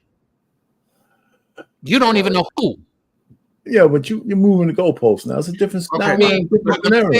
You're right, but I'm putting the goalpost where it stands sometimes in this industry. Let me just speak on this real quick. Go ahead, 18. Like, to me, it was a lot of people that was down to do whatever for whatever reason. Maybe they wanted to be accepted. Maybe they think it'll, boost their ranking in that social climate.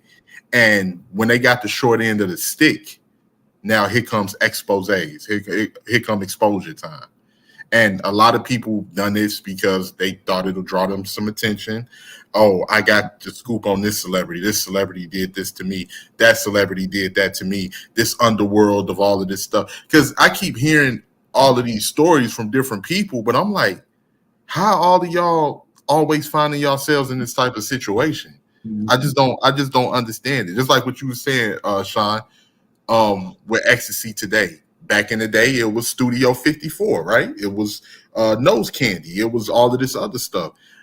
I think those are people that are willing to, go that route or, do that. Me, I've only drank casually, and I tried marijuana once or twice because by the time I was coming up after the 80s, cocaine and crack, that was when it was new, it was the thing everybody was trying. But after the damage that it done around the time I was born, it wasn't the thing to do. So I completely stayed away from any type of drugs except trying marijuana like once or twice. So for the most part, I think if you have any type of self-respect, if you have a foundation, you're not really, I'm not saying it can't happen, but you're not really going to get caught up in that. I think it's a lot of people that are willing to go that route for whatever reason. Maybe it may, for validation in that, society or whatever. But when they get the short end of the stick, now all of a sudden, this is so dark and all of this other stuff, and this is what's happening in the industry. The only thing I can see that I can understand if it's a child came in there and he didn't have any type of protection, or she didn't have any type of protection and she was groomed. as time went on. That's the only thing I'll give in. I can understand that, but everything else as a grown adult, I don't understand. Well, and you've got a valid point. And what I'm sharing with you is that often grown adult. You mentioned a couple of things. You mentioned grown adult. You also mentioned that you wouldn't, basically persuasion, and no, that's what you said. Value. In other words, what people respect and value is what's questionable. And to your point, you're right. You wouldn't do it because you wouldn't respect that. But a lot of people come in respecting and idolizing what they see as opposed to how they got there. And so it happens regularly. And I like I said, I don't condone it, but I can understand where people have fallen victim to it, especially being around. Money is very influential. Power is very influential, very appealing and very attractive. People do strange things for change. People compromise their integrity often to get to places. And that's just in life, never mind in an industry that instigates it even further with some of the tools and some of the things that they invite in addition to just worldly desires and worldly things. I literally left the industry a couple of times because of things like this, because it's a shallow industry, and it's very it doesn't have integrity or moral. And in order to navigate, you have to be strong and you have to be clear on what it is, because extortion is real, influence is real, blackmail is real. You know, the FBI was built through blackmail.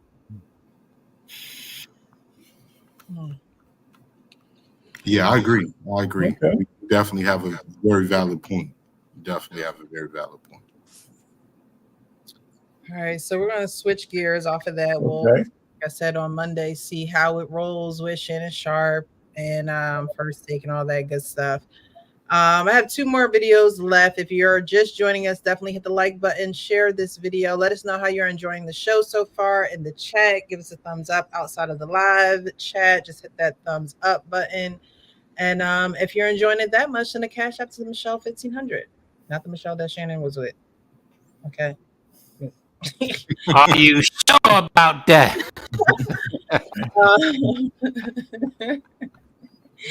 We're gonna move on to the second video. Let's see what Kasim has to say before we move on. I'm beginning to doubt Shannon's accident. There are a few steps you have to go to do live on Instagram, and it's not accidental. The app had to be open when they were in the room. Yes, we definitely covered that, Kasim. At the top of the show, we pretty much discovered there's about 3 or 4 steps before you got to get to live. So it definitely wasn't an accident. It wasn't a mistake. It was definitely intentionally done. By whom? Who knows? Why? Who knows? But like I said, I've been in sales, sex sales. He's been promoting this supplement. It's his EpiPen per se, and so it's about to be a lot of men's EpiPens that are in his age range who are African American, who have a stigma against taking a supplement to make you last longer and things of that nature. So Shannon Sharp, you did what needed to be done. I hope we don't hear about your escapades anymore. You got that one. You got that one. Okay. Somebody said and rest easy. Somebody said sharp stroke. Right. They're gonna rebrand. He gonna have his own supplement soon. They're gonna be scientists whipping it up in the lab. I can just see it now. So he got it. He got it.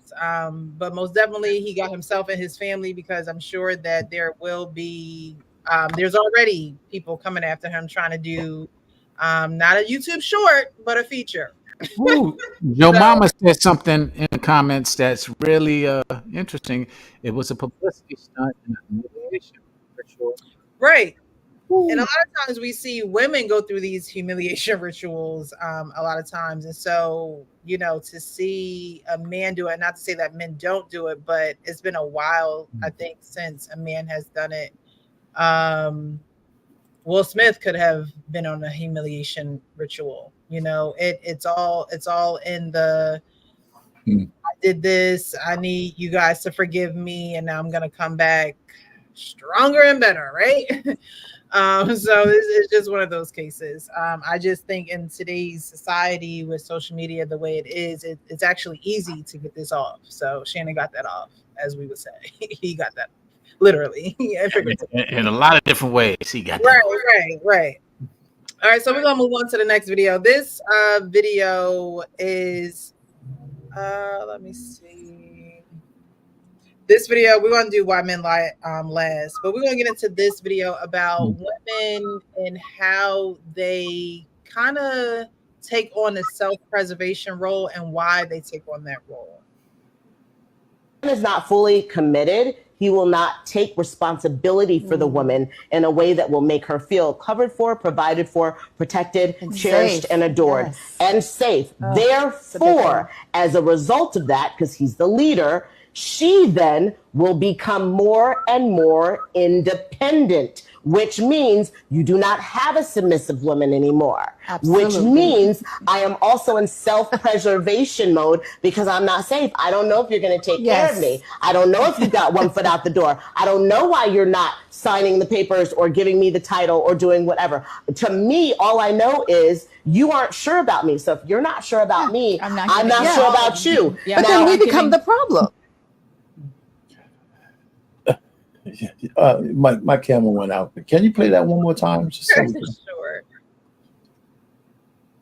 Thank you. When the man is not fully committed, he will not take responsibility for the woman in a way that will make her feel covered for, provided for, protected, cherished, and adored, and safe. Therefore, as a result of that, because he's the leader, she then will become more and more independent, which means you do not have a submissive woman anymore. Absolutely. Which means I am also in self-preservation mode because I'm not safe. I don't know if you're going to take care of me. I don't know if you got one foot out the door. I don't know why you're not signing the papers or giving me the title or doing whatever. To me, all I know is you aren't sure about me. So if you're not sure about me, I'm not sure about you. But now, then we become the problem. So what do you guys think about that video? Do women become the problem when we become more independent or more take on that self-preservation role when men aren't fully committed? Yes. Absolutely. You become the problem because you're now going in there. You're not breaking up a little bit, Sean. You're going in and out. All right. Can you hear me now? Yeah. Go ahead. Okay. Yes. You become the problem because you are now afraid. You are moving in fear because you don't trust him. And so that lack of trust is definitely developing more problems because if you're that skeptical, why are you staying with him? If you don't think he's going to provide, then leave. If these are all the thoughts, these negative thoughts that you're having and you're projecting into the relationship and you don't recognize that it's a projection and it then becomes a reality, then yes, you are the problem. Okay, so as a man going into a relationship, are you going into it as we'll see where this thing goes, or are you going into it intentionally? I would hope the man is going into it intentionally. And that's part of where I will push back with men often is because they don't with intent. That's what I tell women to look for. Look for his intention. If there's intention, then there's no reason to get yourself caught up with that in that relationship. And once you get intimate, then as it's all said and done, like you ain't gonna have your mic. We're hearing some of what you're saying, and some of what you're saying is muffled. Yeah, well, your mic is messed up. All right. Okay, so I do agree with Sean in the regards that when women see that men aren't fully committed to them, that they should leave. They should move on. There's no reason in sticking around to see if he's going to do more of what he's already doing. But go ahead, RP. No, I mean I agree with that part, but you got to listen to what she said first, right? She recognized the guy doesn't want to be in a committed relationship. That's what she said. I believe that's what she said in the beginning. So all the thing, then her expectations should be lowered to meet that, or she should leave. So why would you? No, being submissive, you can't turn that on or not or off. If you love the dude, you're going to be somewhat submissive to the guy you're dealing with.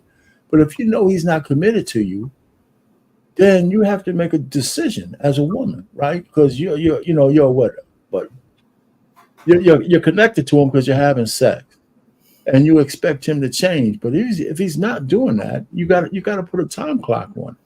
And that's one of the biggest mistakes I think women make. They don't, because men will waste your time from the standpoint that when I say waste your time, you're both spending time together, but your clock is not like a man's clock. And women seem to forget that shit all the time. You don't got 8 years to wait for a dude. If you're 22 or 23, maybe you got 3 years or so. But if you're 28, 29, you don't got no 8 years to give a guy who's not committed, especially if you want to be married, you want to have kids, within wedlock and stuff like that. So whether she becomes a problem or not, she becomes her own problem. She doesn't become his problem. She becomes her own problem. That's where the trauma comes from, because her expectations are off. And women need to come to grips with that if they have a little bit of accountability for the things that they do, they would understand that you don't stay with a guy who's not committed to you, no matter how you feel. And that's the bottom line. So that's how I look at it. But I wouldn't call her a problem for him, but she's causing a problem for herself because of indecisiveness and lack of accountability for her action. That's interesting, because can you hear me better now? Yes. Okay. You're right. And the funny thing is, that's why I said it's a problem. It's because you're choosing and making a choice to be with this person that's not committed to you. Now, here's another caveat of the problem, is that a lot of times women think commitment is being married. When biblically, I agree, but not a lot of people are living through biblical ideals. So let's really be realistic. And so if you're sitting there saying, if a man is coming home to you and you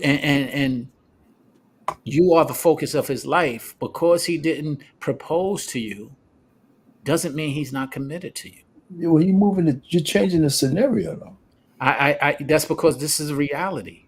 And the reality is that everybody sits and stands on these biblical ideals of marriage, which I do as well. But it's not realistic of what's going on in society. Ain't nobody really following these. Well,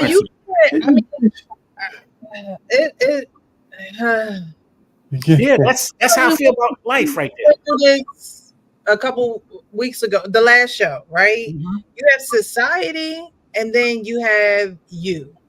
Right. And so when we get on these platforms and we talk about society and the biblical doing what the Bible, are you appeasing the crowd that's doing all the same thing? Or are you saying, hey, we need to change the trajectory of this because what is already happening is chaos? So when you about you follow the Bible too, but then it's not realistic, where are you standing? Are you lukewarm? No, I'm standing very firm. When talking specifically me is not what I'm speaking to. When I'm speaking to what's going on in society. The question was posed is, does she create a problem? I said yes. And that's not where the problem starts, but is she projecting and continuing a problem? Absolutely. But the problem starts with you already having sex and being intimate with this person prior to identifying what it is and the intentions of the relationship. But now you're not being realistic. The whole thing is, I'm saying the reality of it is if we're going to really address the problem, we got to get to the root of it. And the root of it is not being committed. The root of it is not having intentions when you get when you get involved, not having clarity of what you want, and both of you agreeing to the same thing. You can have clarity, for example, and agree to just have casual sex, but that needs to be clearly communicated, and that doesn't happen. Yeah, that's what I'm saying. You're not being realistic on how people get together. They don't have that. They don't have that negotiation all the time there, where everybody knows their intention. They just want to screw. My point is, you're right. But let's just stay on this topic, though. She said, and because you said something, Sean, about being married. You could have a committed man that doesn't marry you. It's the vibes he gives you that will make you comfortable, right? There's women who are, if your intention is not to, a lot of women don't want to get married either, to tell you the truth. Nobody really wants to say that. But the fact is that a man who is committed to you but doesn't want to marry you, and you don't really want to be married, you might be comfortable in that space. But so if she's talking about commitment I think she's talking about commitment from a marriage standpoint. And then, so that's the point. That's the problem. And that's where you come in, Sean. That should be clearly delineated about your intentions. So from that standpoint, the commitment to her means marriage. Well, I understand that. But the whole thing is, if we're going to go on the commitment meaning marriage, there's a lot of other factors that go into marriage. But the point that I was making is that when we say commitment, a lot of people, society will tell you, oh, if he hasn't proposed to you, he's not committed to you. And that's what I was speaking again. It's like, and they would be mostly right. Right. They would be mostly right, Sean. You just contradicted yourself then, because you just said not everybody wants to be married. You're making a generalization. So the generalization is commitment in general means marriage.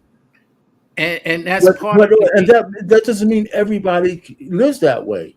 So in the context of what we're talking about, commitment means marriage. Well, again, this is the mixed signal that I'm speaking to. Okay, you just finished saying that it doesn't mean marriage to everyone. Not everybody want to get married. So let's just say the man doesn't want to get married, but he's committed in a relationship. How do you recognize that if in fact they have that conversation? I'd rather you just be my partner. Let's stay together, and I'm committed to you. So some people actually have that kind of agreement, and I agree. But it's not the norm. And I know what I'm saying is I agree with you, but often it can be said, I agree and I am committed, but because you are indoctrinated to what marriage is supposed to mean, you miss that. And you say that man isn't committed to you. Yeah, that's possible, but the fact is, I don't think that this is that scenario. I think her commitment meant marriage. But I mean, we could have all kinds of permutations of this thing. But I hear you, so we don't have to argue that. I agree. 18th letter. We haven't heard your voice in a little while. Speak up, my brother. Me personally, I would say, I mean, our pain took the words right out of my mouth. It deals more of a problem for her. It sounds like it's a woman that want a man to change for her that really don't want to go anywhere. If it's a man on the opposite end that's dealing with having an issue being committed in that relationship, well, obviously he don't want the responsibility of being committed, because when you're committed, that takes work, that takes time. You have to, it's going to be sacrifices, and you're in it for the long haul. So usually those type of men that are committed, either they have a lot of women where they play in the field, or they usually just don't have their life together. One of the two. So, but usually with the woman, like based off of what she's saying, if it takes you to go into survival mode based off of someone not being committed, it sounds like you kind of want to stay in that mindset, in my personal opinion, because you can easily, it's going to be hard in the beginning, but you can leave that person and, allow yourself to be available for someone else and, try to, start a new relationship. I think it's a little bit more simple than that. It just sounds like to me, you want to say, oh, well, I'm this way because of the men or the men I dealt with, versus And usually that comes from it's a certain type of woman that comes from. It comes from a woman that really don't want to change. She don't want to change her personality on how she view things or how she view men. She just want to have an excuse to act a certain way or to carry around that certain type of energy. And for the most part, it usually, a lot of the time, it works. Only now that we're having these online discussions, have people's different perspectives been able to, people have been able to speak on their different perspectives. But for the long time, we had just listened to, we would just listen to her and say, yeah, you're right. Most of these guys out here are dirtbags. Most of these guys out here are dogs. Because we were just looking, we was raised, especially a lot of men, we was raised to justify, for women to justify the way that they act based off of the treatment of a man. But if you're wasting your time with that type of person and you don't want to do the inner work and leave that person alone and turn around and make room for somebody else to come into your life that may meet your standards or what you are expecting and may be ready to commit as another man, then I really don't know what to tell you. It just sounds like you're going to be miserable for a long time to come. And you made a lot of valid points, and it circles back to why I push back, not to your points, but why I push back to the whole idea of what they're speaking about. Is because we're indoctrinated. For example, one would say, and we argued this the other day, Cam Newton and Nick Cannon are not committed. When in fact, what does commitment mean? They're committed to do and secure all of those things that they were talking about. They are securing the stabilizing them. They are securing a whole lot of things, but for some reason, they're still not happy because their ideal of commitment is now monogamous. And that's not always what commitment looks like. They're committed to taking care of you, the children, the household. They're committed to that. They're just not committed to getting married. They're very upfront with you. They're committed to being honest with you. They're committed to providing for you. But you're unhappy because society tells you that that's not good enough. That causes broken homes. And that's why we were having a discussion last week. And it segues right back into it, why you are the problem.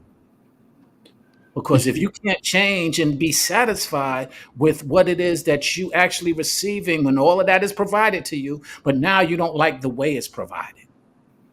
Everything is provided in the manner that you said you wanted it, but now you don't like the way that it looks, or you don't like the way, quote unquote, it feels.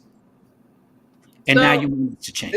This is where we are. So we brought up Nick Cannon and other baby daddy. You don't want to go there. Right. And so you're saying, okay, well, they're committed in this aspect and that aspect and this aspect and that aspect. And that's how society is viewing them. And that's okay for society because people don't want to be married, right?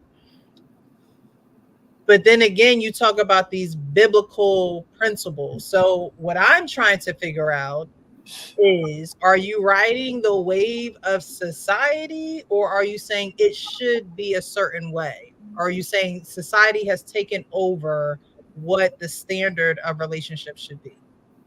Society is reality that we're living in. Biblical is a principle that we should live by, that we don't often follow. Except we follow it conveniently. And what I'm saying is either we're going to follow the biblical principles or we're going to deal with society. And unfortunately, there's always this gray area that people like to swim in instead of speaking directly to some of the concerns and issues that we're speaking about. And so I can answer that society, I can't generalize it if I'm being specific, and I can't be specific when we're talking generally. And right now we're talking generally, and generally society hasn't been applying biblical principles. Wow. And they're following societal norms, and yet they want biblical principles to be honored. Well, hold on for a second. You're kind of right there. Listen, Precious, you know this as well as anybody that society has been doing a full court press to break marriages and families. Right? I mean, hold on. Let me finish. I mean, it's what Cam and Nick are a product of what society has become. They are actually a product of what society has become. And if you wanted to tie it to a biblical principle or a biblical prophecy, all you got to do is go to Isaiah chapter 4, verse 1. And it says it right there. You got to put it in context. You know, where most women, whether they want to believe it or not, if they have an opportunity to be with a high value man, they don't care if they have to share him. Okay. And that's what's going on. I agree with what you're saying. What I don't agree that you have to go that far in the Bible, because it's right in Genesis, right, where the serpent came to Eve, right, and made her question what God said.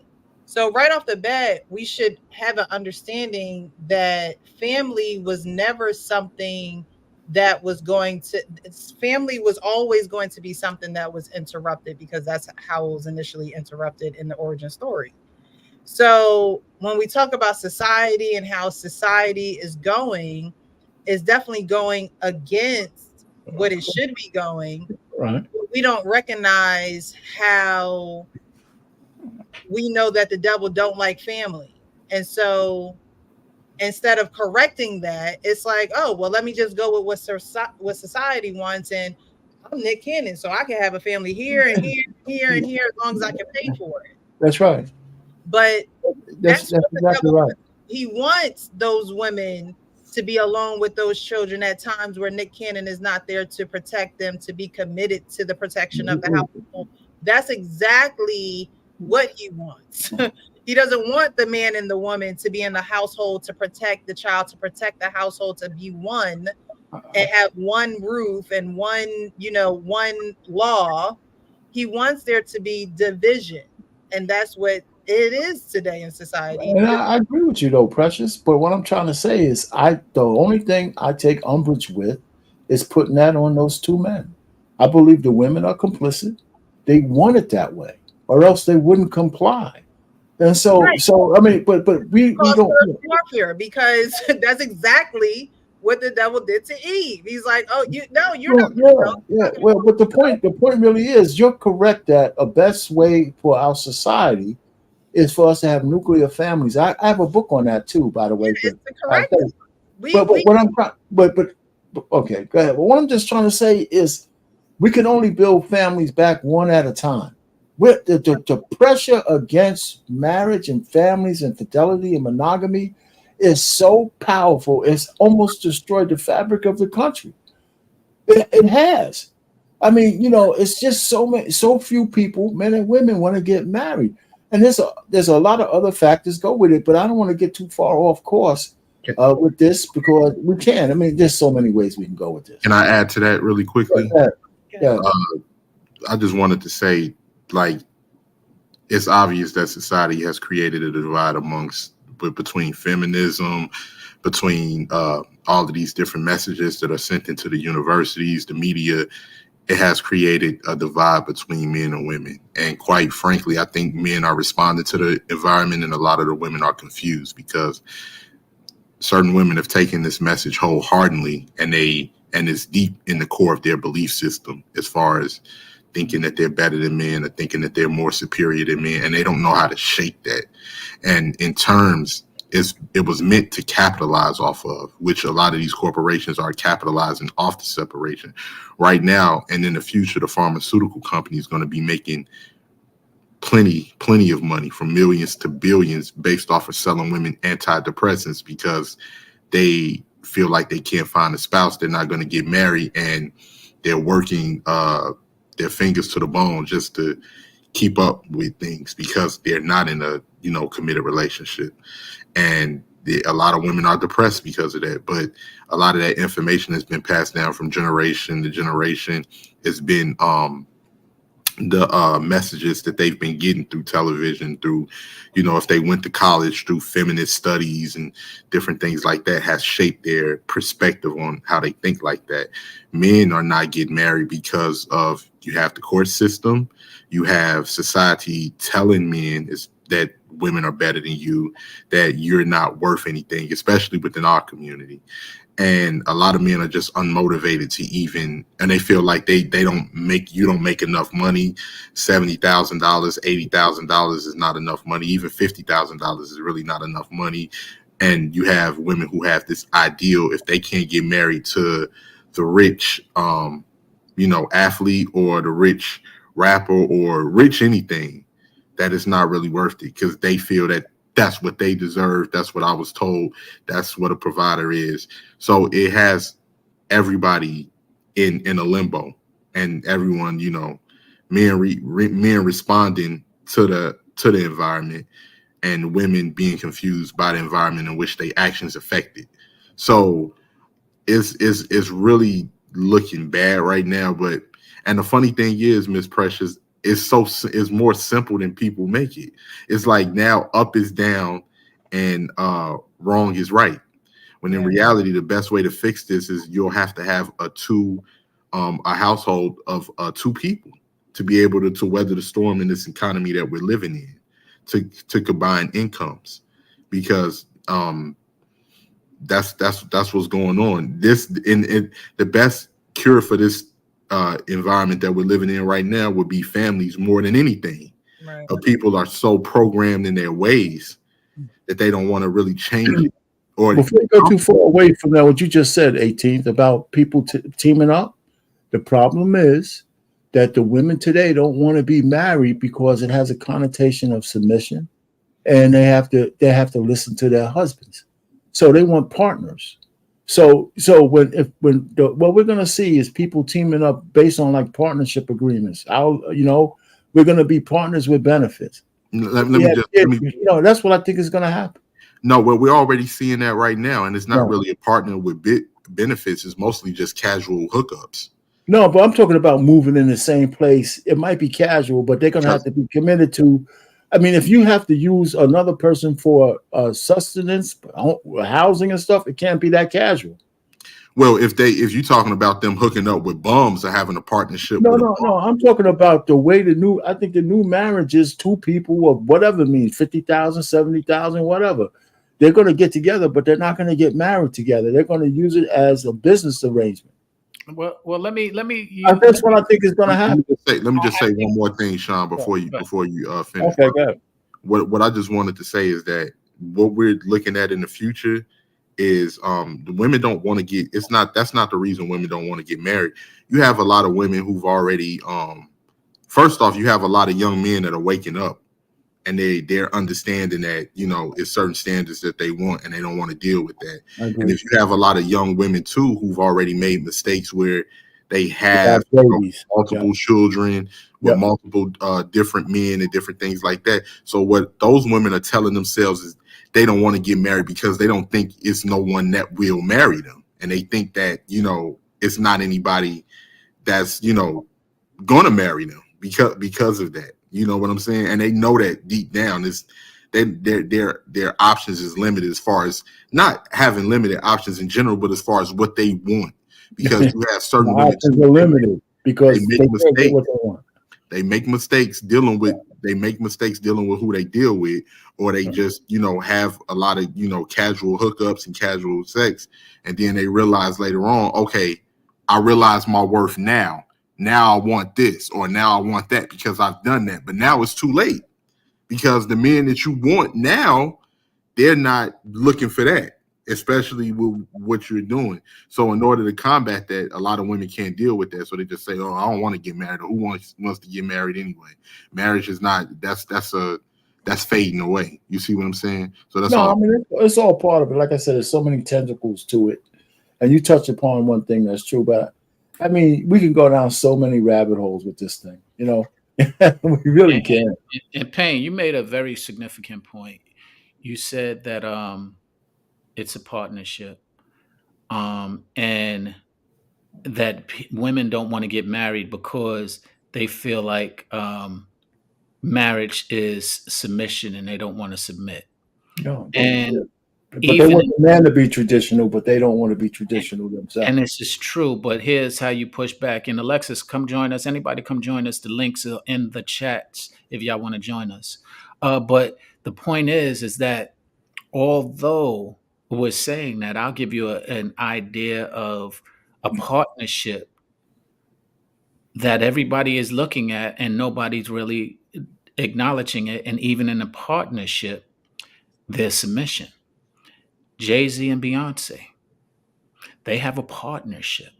They have a clear understanding, and she's following his lead. She already had her career, but he said, "Yo, I'm going to get the baddest chick in the game, saying my name," and laid out the plan of what his idea was going to be. I'm going to help you blow up further. You're going to help me blow up further. We're going to be a power couple. I need you to follow my lead. I need you to leave your dad alone. This is going to be about you, I, and our family that we build. We're going to create an empire. Yeah, but they're married though, man. It's not the same thing. No, yeah, and they're not the norm. They're the exception. They're married, man, and their whole brand that's worth. But the whole thing is together. That's different from the average person. I know what you're saying. There's a partnership aspect to their marriage. Principles don't change. They're married. That's the part of the principle. I agree, but they got married because he said, "This is what we're going to do." But they still made a commitment to one another. So that's what they're going to do. But the whole thing is, she made a commitment to his plan. Yeah, okay, yeah, I hear you. Nobody's arguing, but you can't relate that to what I just said. They're married. I'm talking about people who are not getting married, but they're in partnership. No, what I'm sharing with you is that you said women are afraid to get married because they don't like the submission. And I was saying that that's not. And the point that I'm making is it wasn't in Beyonce's standpoint, and she had more than a lot of these women who are complaining about what they don't have. Beyonce is a hypocrite, right? Because she sings about shit that she's not living. That's the part of it. The women, okay. I hear that. How do you hold an entertainer accountable for the entertainment that they're doing when do you do that to actors? No. We're not saying. Well, I get what you're saying, Sean. But music, especially when it's attached to our imagery, it can be very influential. So can movies. You got a point. What I'm saying is that, like with Beyonce, of course, like a lot of women, they really enjoy her music because they feel her music, they feel what she's saying. So between independent women and to the left, and all the single ladies, and like all of this stuff, it's kind of like music really touches your soul, especially when you're in a dark place in your life. And a lot of women have absorbed that. Like, cause I can remember me feeling what Nas was saying. I can remember me feeling what Tupac was saying growing up. So it's kind of a little bit different versus watching Scarface or watching. No, it's not. No. One thing, Beyonce never talked about, listen, having your kids in wedlock. That's what she did. She had all her kids within wedlock. Well, the point that I'm making is she's not thinking about that. When they made a record called "Cater to You," you know how much flack they got for telling women to cater to their men. I understand that, and ain't made a song like that since. Are you kidding me? But what I'm saying is no, people don't. We do. We start idolizing imagery. And we start living by what it is instead of actually seeing what's going on. Scarface is a good example. I'm glad you brought that up because we have so many hip hop artists that become Italian, that become Scarface.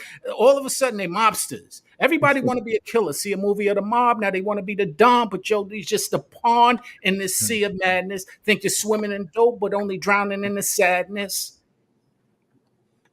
But you over here spitting some bars. This is Sean. No, because it's relevant to what we're talking about. Everybody, it's the influence that we're speaking of. It goes I agree with y'all. It can be very influential, but it's no different. We don't hold Rocky Balboa. We don't hold Sylvester Terminator Arnold Schwarzenegger on being Terminator. He can be Arnold. He can be the Terminator, and he can also be the governor in real life, and nobody's saying nothing about that. But we Well, why should they though? but we're sitting here holding his art form, our art form, as far as in music, as the accountability of what they should live by, instead of looking at instead of separating it and understanding that that's a character and this is real life. So she's giving in real life what you should do. And y'all saying that because she's singing prior to her marriage, independently, so on and so forth, that she should be held accountable, that she should be talking about what she's singing. That's unfair. No, first of all, it's not just before her marriage, it's during her marriage. She made a record recently about something in church. Okay, it was the most blasphemous record it was the most blasphemous record I heard in a long time. Why do you got to live up to your records? Why you don't have to live up to nothing. All I'm just trying to say is she's living a life that her audience is not. And music, and then they get mesmerized that, but she's telling them a story. Music shapes society, man. We all know that. And that's why I said Scarface. That didn't shape a story. Knock it off, y'all. Everybody in that mama trying to be Scarface. Scarface the movie has nothing that's the same impact as music. Let me just say this really quick. Can I just say this? I'm sorry, go ahead, man. But Scarface was a movie that ended. You knew that all of the actors were still alive. You knew everything. You knew it was a movie. You get what I'm saying? But when you have people that come from the same environment that you come from, you may not have people that influence you in your day-to-day life. And these people know this. These record labels and stuff know this. And it's the reason why music, the frequency of music, the beat, the hook, what that person is saying, their delivery, that can move you more than a movie can. You see what I'm saying? Let me finish real quick. When as a kid, when I would listen to the Nas song as a 15-year-old kid, when I would listen to the Nas song, I Gave You Power, where he raps like he's a firearm. And he says all the things that people are making him do as a firearm and how he's being traded and the things that then went down in this area. I related to that because that's how I grew up. And I saw that in my environment day in and day out. And it invoked feeling and thought based off of what he was saying, based off of the beat, the delivery, and the subject matter. You get what I'm saying? Because it was a familiarity. It was a familiarity to me. Same thing with women who might have been in a bad relationship or may not really know about men or seen their mother in a bad relationship and stuff like that. If Beyonce speaks to them, oh, get your own money. You don't need a man. You don't need stuff. It can be part of your core belief system if it's not, if no one tells you, listen, this is just music, she sells that, you may love Beyonce, but Beyonce's not living like that. She got a husband and her kids. You get what I'm saying? And neither is Cardi B. And I understand both your points. I'm not disputing that music is influential. What I'm saying is movies are just as influential. And the example that you gave it displays that. Scarface had, and this is why I disagree at music, movies don't, because Scarface music to this day, it moves you. I was a music supervisor. That's exactly what they do to make sure that it moves you. They put in The Godfather, music is the portion that moved you. No. It moved you. So don't sit there and act like one is lesser than the other is the point that I'm making. But the difference is that we can easily separate it when it comes to movies. We can easily say, oh, that's Al Pacino, or that's whoever played in Scarface. But we can't do it on music. And you're saying that's acceptable and we should condone that we can't separate it? I don't understand that. Listen, Sean, I hear what you're trying to say. Nobody's saying movies don't have a means to move you, but in the moment, right where you're there. All I know is that music is the thing that takes you back, because you mentioned the music in those movies. that tied you to those movies was the music, the soundtracks.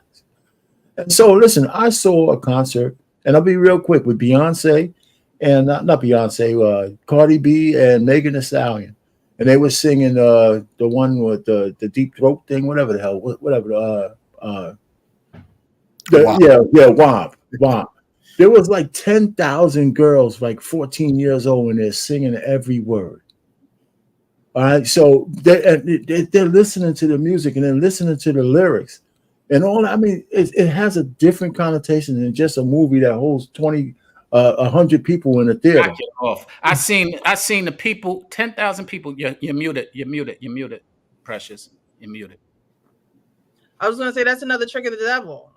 It just is. He was the minister of music. So, of course, the music is going to have a stronghold on people because that's what it's supposed to do. I agree. Doing his job. So, you have to know these things. Growing up, our channels were restricted. We couldn't listen to certain music. We couldn't do certain things. Like, you have to know that spiritual world in order to know what it's doing to the world and to society. And if that's something that you're not, protected or covered or shielded from, then you'll easily go down that rabbit hole. Especially too, if you don't, what you're saying, Miss Precious, especially if you don't have that foundation. Right. And if you don't have those influences, those strong influences, it's like back in the day, for instance, we'll hear our parents talk about, or our grandparents, Marvin Gaye, Diana Ross, and the music that they loved back then, the music that spoke to their soul, different things like that. Now it's being used for the wrong reasons. Like, just like how you can listen and that music make you feel when you hear "The Closer I Get to You," and you hear like music like that, and it speaks and it puts you in a happy mood, it puts you in a loving mood. The frequencies can definitely change, especially if you're looking for somebody to look up to. And you're looking for, especially if it's your image that you see, they know that. And when we're kids, like what you're saying, Sean, what our pain was saying, when we're kids, we're 13, 14, 15 years old, we don't know about the music business. We don't know that it's white guys in 3-piece suits that's telling them to say this because this is what's going to sell the most. We're just seeing people that are older than us, that we think know more than us, tell us what's going on in the environment that we can relate to. And we enjoy the music, and it can lead you in the wrong direction. Not saying that's the only element, but I'm just saying that plays a part too. But in the past, we had good music too. You know what I pity, and I'm gonna say this real quick: 20 years from now, or 30 years from now, I pity the young people because they don't have no music to come back to. They don't have no classics to come back to. Their whole generation, all the stuff that's going on now, is going to be completely forgettable. Nobody's going to put on a Sexy Red record and say, "This brings me back," or something like that. That's not true. Hey, that's not true. Right, it will for them. Yeah, it absolutely. Because music isn't the subject matter that we're criticizing or scrutinizing. You think a 50-year-old person is going to put on Sexy Red? Yes. That means that they're in bad shape. Yes. Man. Yeah, no, it's not, because the same way that I'm with you. Because it's a feeling that the music is providing. But that means that's even more of a shame.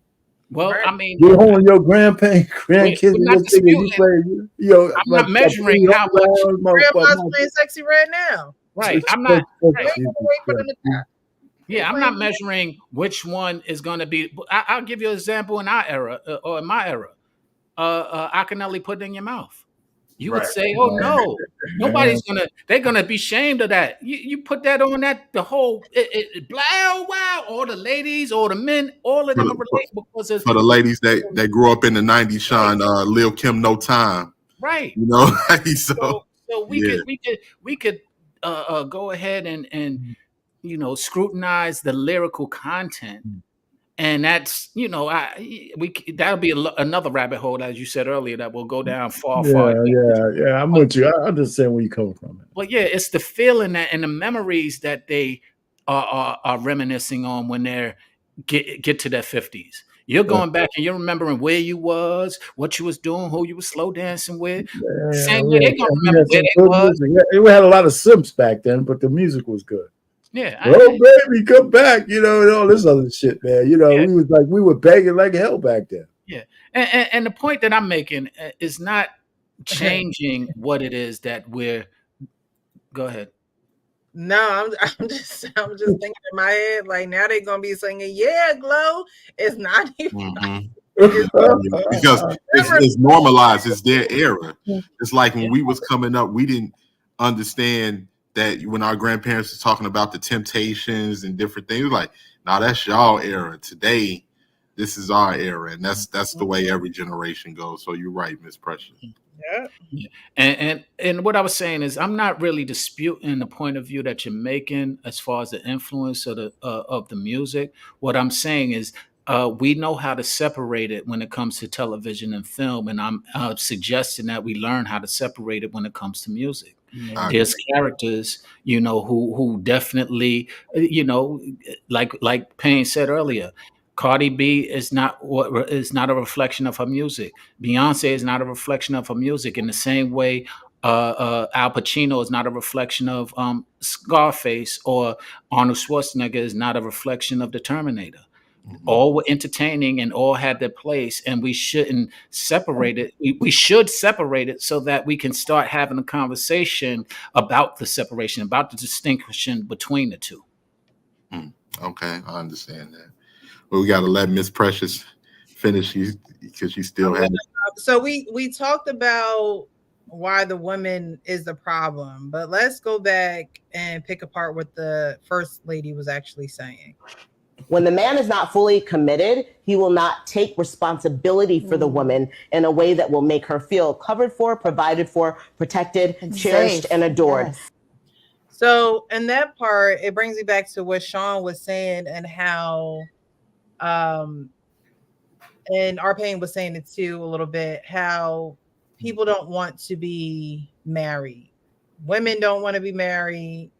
The men not trying to get married. So within her saying, when men are not fully committed, it doesn't make a woman. And then Sean, you said it's not being done the way she wants it to be done, right?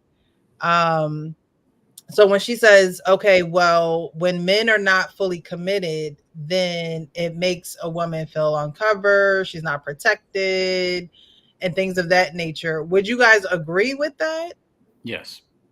I agree with that, but to me, I just keep adding, what does full commitment mean to her? To me, being fully covered means you got to be married.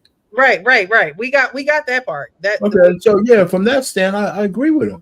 I agree with her as well. And all I'm saying is distinguish and identify what fully committed is to the people in that relationship. Because I agree that fully committed now, let's say this, now I agree that fully committed is marriage. But in the past, when I was when I didn't believe in the institution of marriage, when I just thought it was a business opposed to a covenant, I did not, but I was still covering and doing all of the things that she described. I was committed.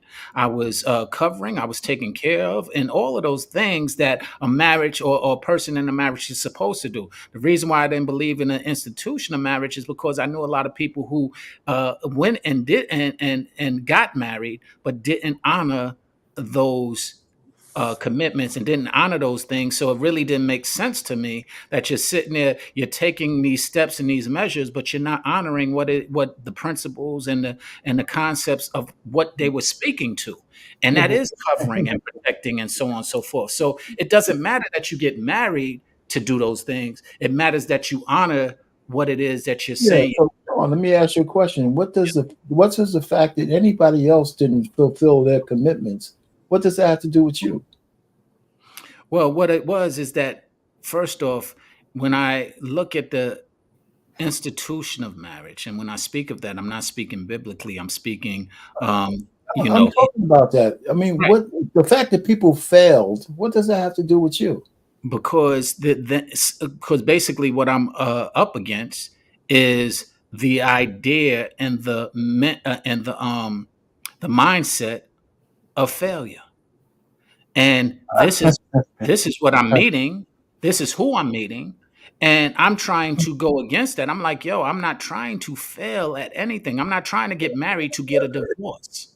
No, okay, wait a minute. But see, you're not answering my question. I would assume that the girl, are you talking about the girl you're with? She was the person of the world, or the people outside of both you and her? Right? You said the institution of marriage in the old biblical time, people were breaking that covenant. But was that your girl, or was it just you saw your friends and people around you doing it? Because if that was the case, that has nothing to do with your commitment with your honey. But I don't get the outside influences don't have anything unless you let it. You're not understanding what I'm saying. The institution of marriage, to me, was a business and a sham. That's what it was, and that had to do with a lot of the things that I saw because nobody was taking it seriously. Yeah, so okay, you telling me I should get married and this is the thing to do, the right thing to do, and I'm looking at you like you also are the one running around chasing your wee wee or having a boyfriend on the side, and I'm like, yo, why are you telling me this? What sense does that make to me? Okay, so somebody on the outside told you that that made marriage a sham because people were breaking the covenant. That right? Yeah, absolutely. That all of my experiences, my anecdotal experiences. I hear you. I just think that you were looking at the people and not the covenant. No, it wasn't, because you got to realize I was looking. I'll give you an example.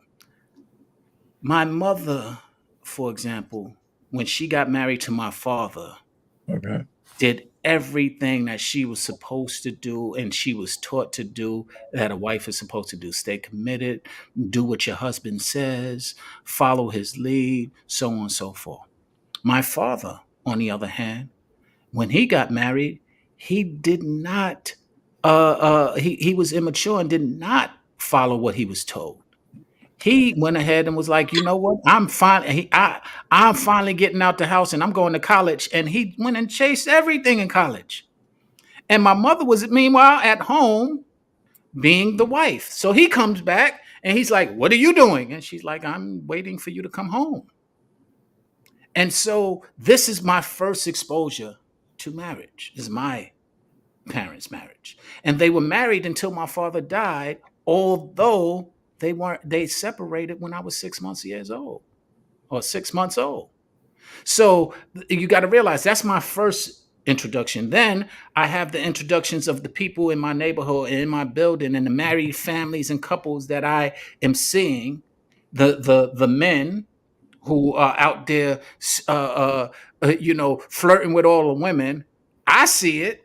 The wife, I don't know if she sees it or not, but they out there flirting with all the women, trying to get the women acting as if, oh no, it's all good. And then I see them sneaking in boyfriends when the husband is out working. And I'm like, man, didn't they get mad? Didn't they tell me otherwise? So this is also what I'm seeing, my second introduction to marriage. And then I see the government trying to separate it as I get more mature and be able to understand. And it's just a business for them. They getting paid off of the divorces. They getting paid off of the separations. They getting paid, and they're just advocating. Yeah, go ahead, do it. Go ahead. It don't matter, get a divorce because they're getting paid. So these are all of the things that why I started not having faith or belief in the institution of marriage. So yes, it was my anecdotal experiences. Yes, it was influences that I was exposed to, but no, it wasn't just directly only the influences that I then grew up and started seeing. Put it this way: you saw Eddie Murphy Raw, right? I just pulled it up. You saw Johnny Carson, how he was talking about Johnny Carson. He said, I went all the way to Africa and found Mfufu and brought her back. And she said, I would have, Eddie. I would have. Yeah, he said, Alla Walla Walla. He said, oh, you're Mrs. Murphy. Thank you. Brought her back to the States. And then he was like, and she got to the States and she started talking to one of her friends. Girl, you don't know what you deserve? Girl, I don't like the way he treating you. I don't like the way he doing this. You know you deserve. Don't you know you get half? Don't you know this? And then Eddie walked in and she was like, oh, Eddie, I didn't see you there. I was just talking to Mfufu. All right, Mfufu, I'm going to leave, girl. And so this has been going on throughout. This is now my third exposure. The Johnny Carson, he made his millions and he got a divorce, and his woman, he's sitting on, as Eddie said, on the Enquirer, like, and his wife is sitting like this. And then Eddie Murphy's like, I got him fufu. And she said, Eddie, we need to talk. I'm not happy. And he said the songs, to your points, were advocating it as well. What have you done for me lately, Eddie? Janet Jackson said, what have you done for me lately? What do you want? What can I do for you? I want half. This is not something new. So what I'm saying is all of these things were exposures and things that, so I didn't meet anybody who really honored their relationship, who really honored their vows. That's why I commend you so much when you tell me that you did. I'm like, yo, I really commend that, because not everybody does that. Well, I know that. Well, anyway, I hear you. I hear you. Eddie, I don't have Eddie. Okay. And safe. Therefore, as a result of that, because he's the leader, she then will become more and more independent, which means you do not have a submissive woman anymore. Absolutely. Which means I am also in self-preservation mode because I'm not safe. I don't know if you're going to take care of me. I don't know if you got one foot out the door. I don't know why you're not signing the papers or giving me the title or doing whatever. To me, all I know is you aren't sure about me. So if you're not sure about me, I'm not sure about you. But then we become the problem. So are there ways that men can make women not sure about them? Her scenario is a good one. That scenario right there is pretty much it. What she just said is pretty much it. You know, especially if her expectations are different than what the guy's expectations are. And either it's communicated, and a lot of times you guys can't hear what men say. Yeah, because I'm sure he probably told her, listen, you know, I don't want to be married. But she's saying, I'm doing all these things for you in her head. You know, you got to be coming around. A lot of women don't hear what men. That's the biggest problem in the black community. Black women can't hear black men. Y'all really can't hear us. You know, that's what I mean. I'm exaggerating, but it sounds like y'all can't hear us because we've been saying the same shit to you guys for decades. Yeah. So you know, when I say you, not you particularly, I'm just saying. I don't think that I understand that you is a plural word. I was an English major. So I believe that women do hear you. They ignore the truth, right? We talk, and we're gonna talk about that. That's what I mean. I guess that's what I mean. They ignore the truth. It's like a man will say it and they'll just keep going on as if he didn't say it. And then they were talking about being confused and not knowing and, you know, unsure. And it's like, you know, to me, confusion to me is an answer. If you confused, to me, that's an answer. But if you said something out of your mouth, then that's my answer. Like, I'm not going to think that you mean anything other than what you said out of your mouth. I hear you. A man tells me he doesn't want to get married and he wants a woman just for him, then he wants a woman who don't want to be married, but wants to be with him leisurely as he wants to be with her. That's what he wants. He's not saying, oh, you might be the one that changed that for me. No, I'm not going to assume that position. Well, why would you say leisurely? Let's just use my case for example. I said I don't want to get married. I didn't say that I don't want to be with you or be committed to you. I actually said at the level you want to be committed at, and if that woman's okay with that, then that's what's going to happen. That's because, again, I thought a marriage was a piece of paper because it wasn't anything honorable as everybody said it was, how it was supposed to be. Yeah, but you guys I think we saw flawed people in a union. I don't think it's the marriage that was the bad thing. I think it was the people that were in it that were flawed. And so if that's the case, then you need to be around more wholesome people who actually honor their vows. I understand that very clearly, and the whole thing is that I didn't identify anyone. It wasn't just around where I traveled. I moved. I didn't see anybody honoring their vows in America. That's extreme.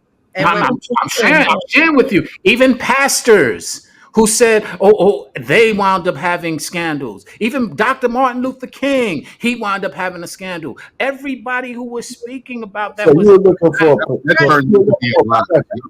was a lie with Dr. King.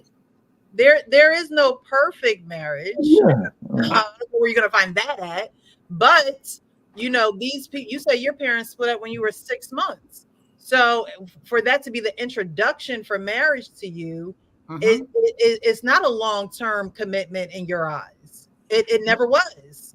Well, it wasn't about a long-term commitment that it wasn't, because again, it wasn't just my parents. I didn't understand that until I was well over an adult of what actually happened. It never was because I wound up being with my father raising me when I was a teenager, my mother raising me until a teenager. So it wasn't like the separation or the divorce really ever had an effect. You can't miss something you never had.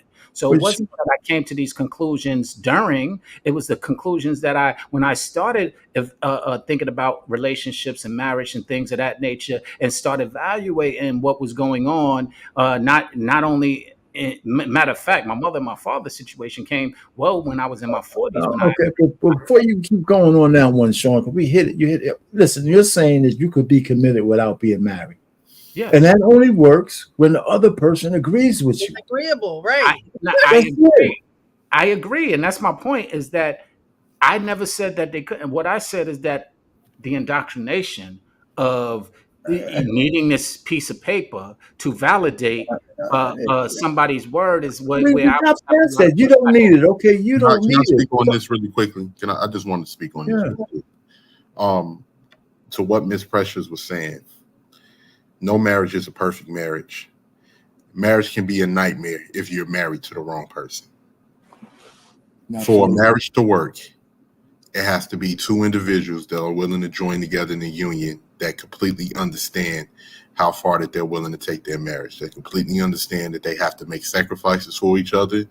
That completely understand that things are not always going to be sunshine. Sometimes it may be storms. That understand that some days I'm going to love you, some days I'm going to stand you, some days you may want to kill me. That's what marriage is. But marriage is going to be a union where we're together and we plan on being together for the long haul, and I got your back and you got my back. Pretty much it. And a person is going to understand that I have to willing to make sacrifices for my spouse and for my family. I understand what you're saying, Sean, about, it's just a piece of paper, but I think it's a lot more to it than that, because you're talking about, unless like when you're leaving things to your offspring, when you're, as far as joint income, is much more to it than just a piece of paper. Well, I understand what you're saying, and I agree, and that's why I said I matured into respecting the institution of marriage since I didn't believe in it. And the point that I'm making is that now that I respect it, doesn't negate that the divorce rate is very high. What you're speaking of is not likely. What you're talking about is not as realistic as we make it out to be. And that's because the people who get married. It's not the marriage; it's the people. That's why I pointed out. You're measuring why. I'm not even concerned with why. No, that's why. You have to measure. Come on, fellas. Let me just say this real quick. That's why I made the distinction: the individuals that are involved in the marriage. Yes, marriage at a 50% rate. People get divorced for many type of reasons, but that's why I'm saying it has to be the individuals with a certain type of mindset that say that they're willing to be in it for the long haul, that are willing to sacrifice for each other. Absolutely. Matter of fact, half those marriages shouldn't have happened in the first place. That's the point. Yeah, but the mindset that you had, that you don't currently have that mindset, but with the mindset that you had, it makes me believe that a small part of you felt like you weren't marriageable. If you felt like everyone around you had failed marriages and you didn't do it because of those people. No. I went into the world and I met people who were saying they wanted to be married and who wasn't living up to what they were saying.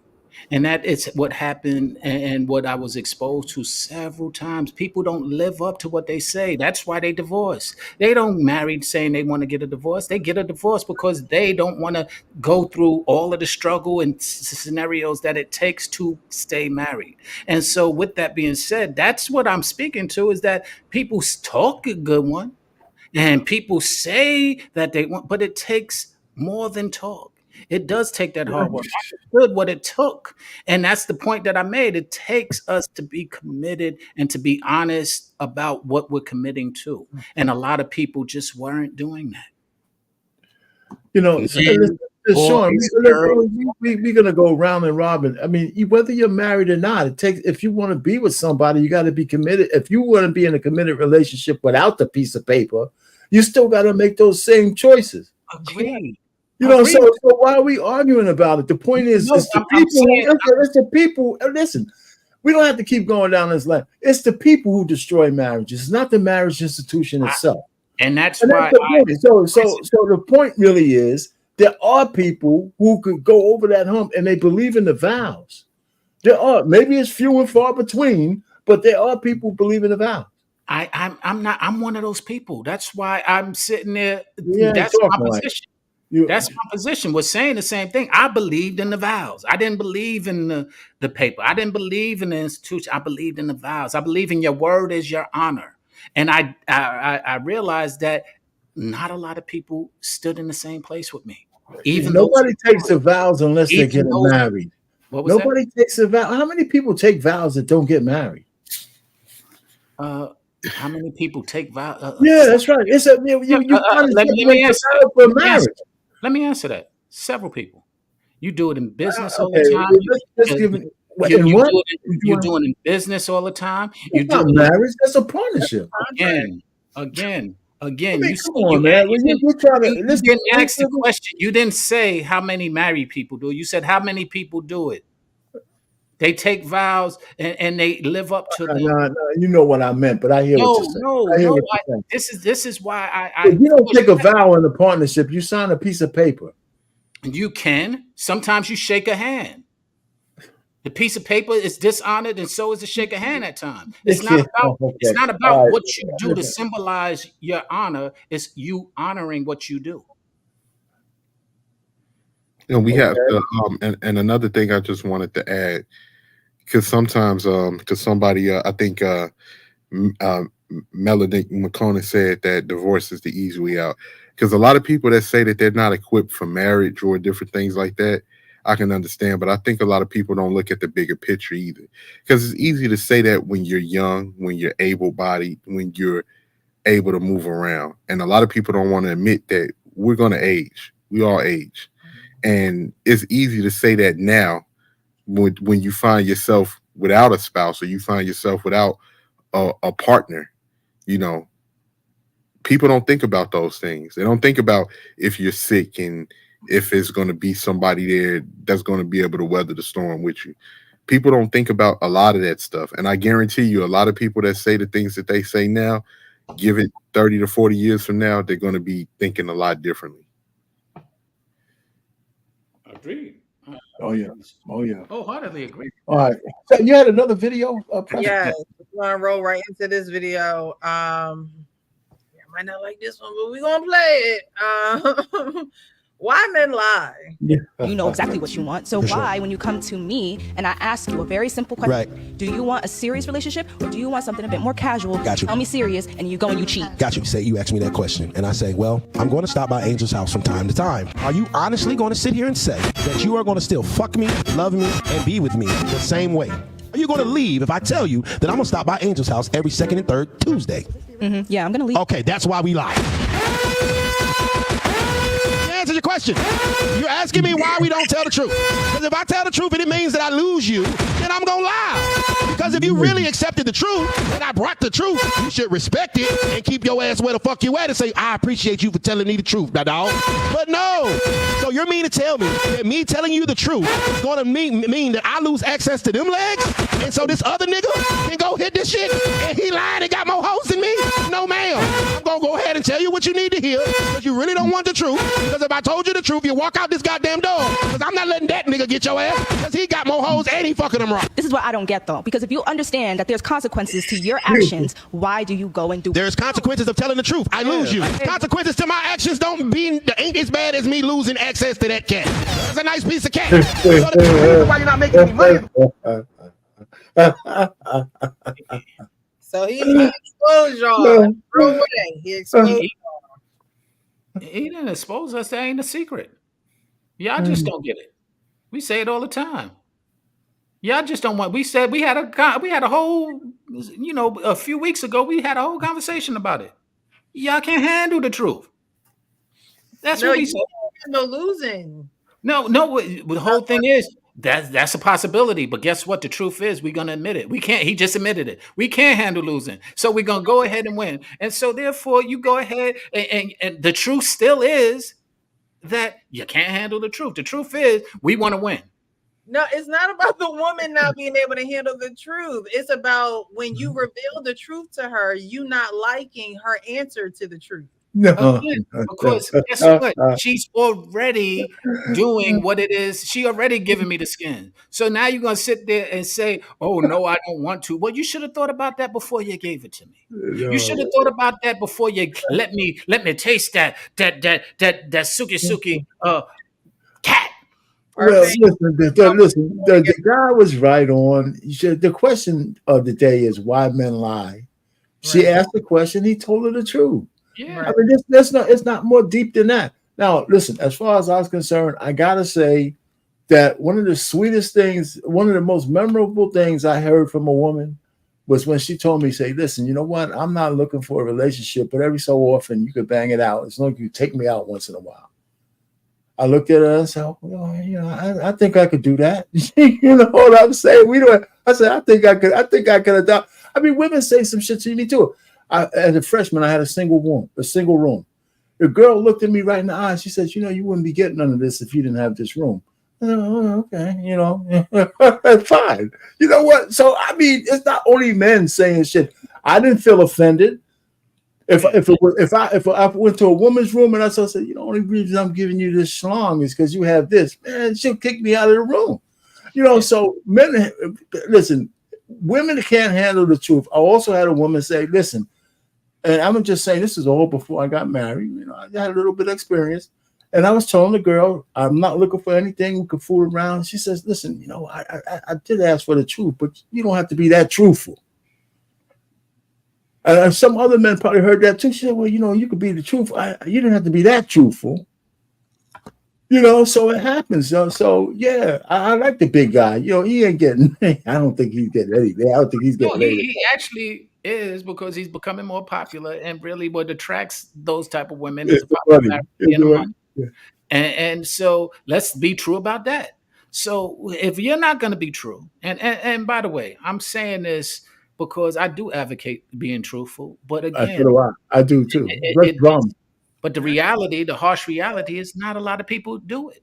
And they do it for their own selfish reasons. And that's what he just described as selfish reasons. But you're going to sit there and get mad at his selfish reason when you got selfish reasons as well. But Sean, the truth of the matter is I told the truth a lot too, but you leave a lot on the shelf. You have to be willing. You'll leave a lot on the shelf. If you tell a woman, I agree. To be honest with you, I'd rather leave it on the shelf because I agree with that. Yeah, it's a headache when you're honest. They wouldn't get as much, and that's fine. I'd rather get less stress and headaches and consistency than lie and get more stress. The answer is yes, Precious. If men didn't lie, some men didn't lie, especially if you ain't a select guy. If you're a select guy, you don't have to say shit. The woman just gives it to you. But if you're a regular dude and you're getting lucky. It's few and far between. You lying your ass. You can't lie your ass. Can I add to that really quickly? Yes, Men lie. Then get mad at women for being quote unquote crazy when she does find out whatever. Then be mad that she done busted the windows out the car and wait. Here's the biggest lie. Let's 18th go. Go ahead, man. Go ahead, 18. I was just gonna say this, because you hit the nail on the head, R-Pain.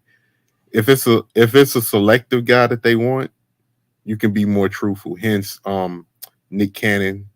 Hence, different guys that got the Cam Newton. They don't care because they want you anyway. Yes, it's certain men that do lie, and you know what the flip side of that is that some women do enjoy being lied to. They don't want the truth.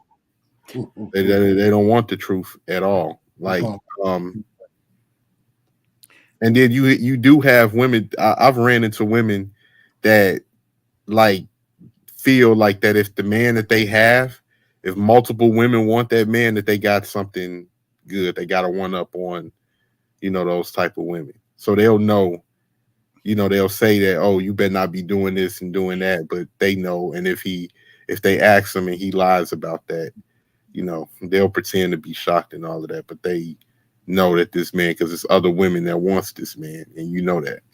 But yeah, that still doesn't equate for men lie for the same reasons that a lawyer lie, or for the same reason anybody lie, because they don't want to deal with the consequences of their actions and their truth. It's just like if you sit on the stand and you put your hand on that Bible and they say, where were you at 3:15 in the morning when this crime was committed on 43rd Street? Well, my alibi was this and that, knowing damn well you was the person that committed that crime. You did that, but you're trying to get off the consequences of what you did. I don't condone that. I think men should be a little bit more disciplined, because you shouldn't be willing to sacrifice what you got. If it's really that good, try to be as disciplined as you can. I understand that, women are gorgeous. You have women that are beautiful, man. So I can understand that, temptation may hit, but just try to be as disciplined. That way you don't have to lie or, find yourself in that predicament where you may possibly lose somebody that's more important than what you out there creeping with at the end of the day. Absolutely. And help themselves, 18 flutter. They just can't help themselves. No, that's not true. That's not true. Alexis, but you know what's crazy? You know what's the flip side to that, Precious? You'll have men that are disciplined, and then you'll have women that'll be like, I'm throwing this at you and you ain't taking it. You ain't so it's like it's a catch-22. Yeah. Or you have a man, to his point, you have a man who is disciplined, and the woman be like, oh, he ain't telling the truth, because she's so used to getting lied to. That happens too. And the point is that it's triggering when you say you can't handle the truth. But when he just said it, you don't want the truth, it's the same thing, just different word, different. And the truth is you don't want it. So and another example for that is because I saw a meme the other day. Take Kevin Samuels and they had Kevin Samuels and what's the dude name? Derrick Jackson next to each other. One man told women the truth because he wanted to, have them improve. The other man lied and did a lot of shady stuff in the background. Who do you think women hate more? Oh yeah, they hate Kevin Samuels. Exactly. It depends. It depends. So we got a new guest up here, Precious. And seeing that we got Alexis from Texas, thank you for joining us. How are you doing today? Is your name Precious? I could have. No, yeah. I'll be quiet. Go ahead. Alexis, how are you this evening? I'm well. Thank y'all for allowing me up here to get in this conversation a little bit before I lay out and go to sleep. Thank you. What would you like to add? It's so crazy because I was just listening, and when I was in the comment section, I was like Sean was making some good points as far as the institution, or how some people like to say it's an institution as far as marriage. And I respect how he thought about it, and even how he got to that conclusion. But my parents, both of my parents cheated. My mama cheated and my daddy cheated. And it never turned me away from marriage. Like, I know the father of my children, he saw a situation within his parents' marriage and it turned him off. But to me, seeing both of my parents like mess up was like the thing that pushed me to be like, if I get married, I'm gonna make sure I'm gonna do my best. I'm not going to cheat. I'm not going to do all this other stuff that can, I'm gonna try to be the best that I can in finances, and making sure I can handle certain things that come along with being an adult in life. That is crucial when you pair up with another person.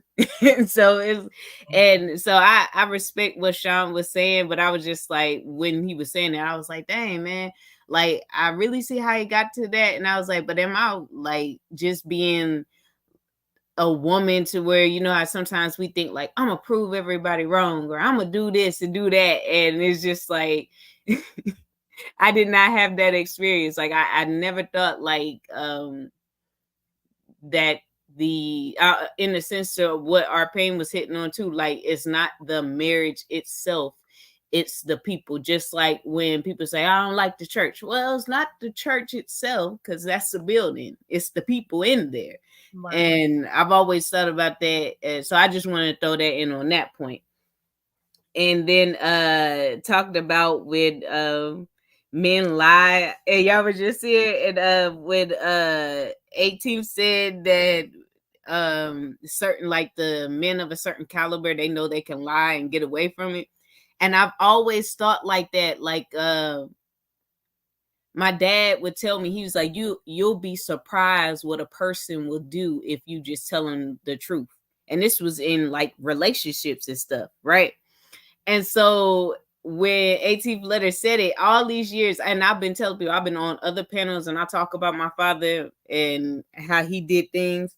And when he said that, it just hit me like, damn, because I look at my dad and I look like the women that come on that be after my dad. I was that girl like in high school, and I would have friends over and they'd be like, Lexus, your dad is so good looking. And I'd be like, girl, like, you can't come over my house no more.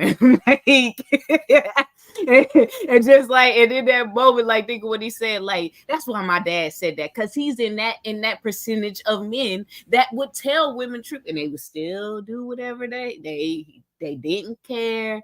And I'm gonna talk to him tomorrow. I'm like, that, I think you was in a different set of men, but there's some ugly men that ain't doing that. They ain't doing it like that. And I'm glad you brought up that tomorrow. Like, you was in a separate section. You had floor seats, Dad. Them other niggas got way at the top seat. And that's a valid point that's being made that's often overlooked. Even in the conversation, selective. I think one of y'all said selective men. I think Payne said it as well. And selected men, and I guess I because of me being early on in the industry, I was around a lot of selected men, and so therefore it wasn't no need to lie. It was like, yo, this is what I want. I said a rhyme earlier. I said another one. We only got one night. We got one night of pleasure we can treasure, don't get me wrong, but yo, I hit the city, do the show, and then I'm gone. Take time for granted, we'll manage a heated night. We're both in need, so let's not be needy tonight. Your juice is flowing, the love box is moist and wet. The feeling's there, so I want to work up a sweat. So the point being is that I never had to lie. I'm like, yo, let's be real. Let's get to the point. Let's get through it. So, because I don't got the time to sit here and waste with you, telling you all of these dreams of I'm going to be with you forever and you're going to be my princess. Nah, I'm here for a night. We are here for even us having this conversation already shows that you submitted to being here. So now Why are we sitting here deliberating? Why are we sitting here acting? I got it. My bus is leaving, and we're pulling off at about 3 hours. What you want to do? You want to talk about it for these 3 hours, or you want to feel good?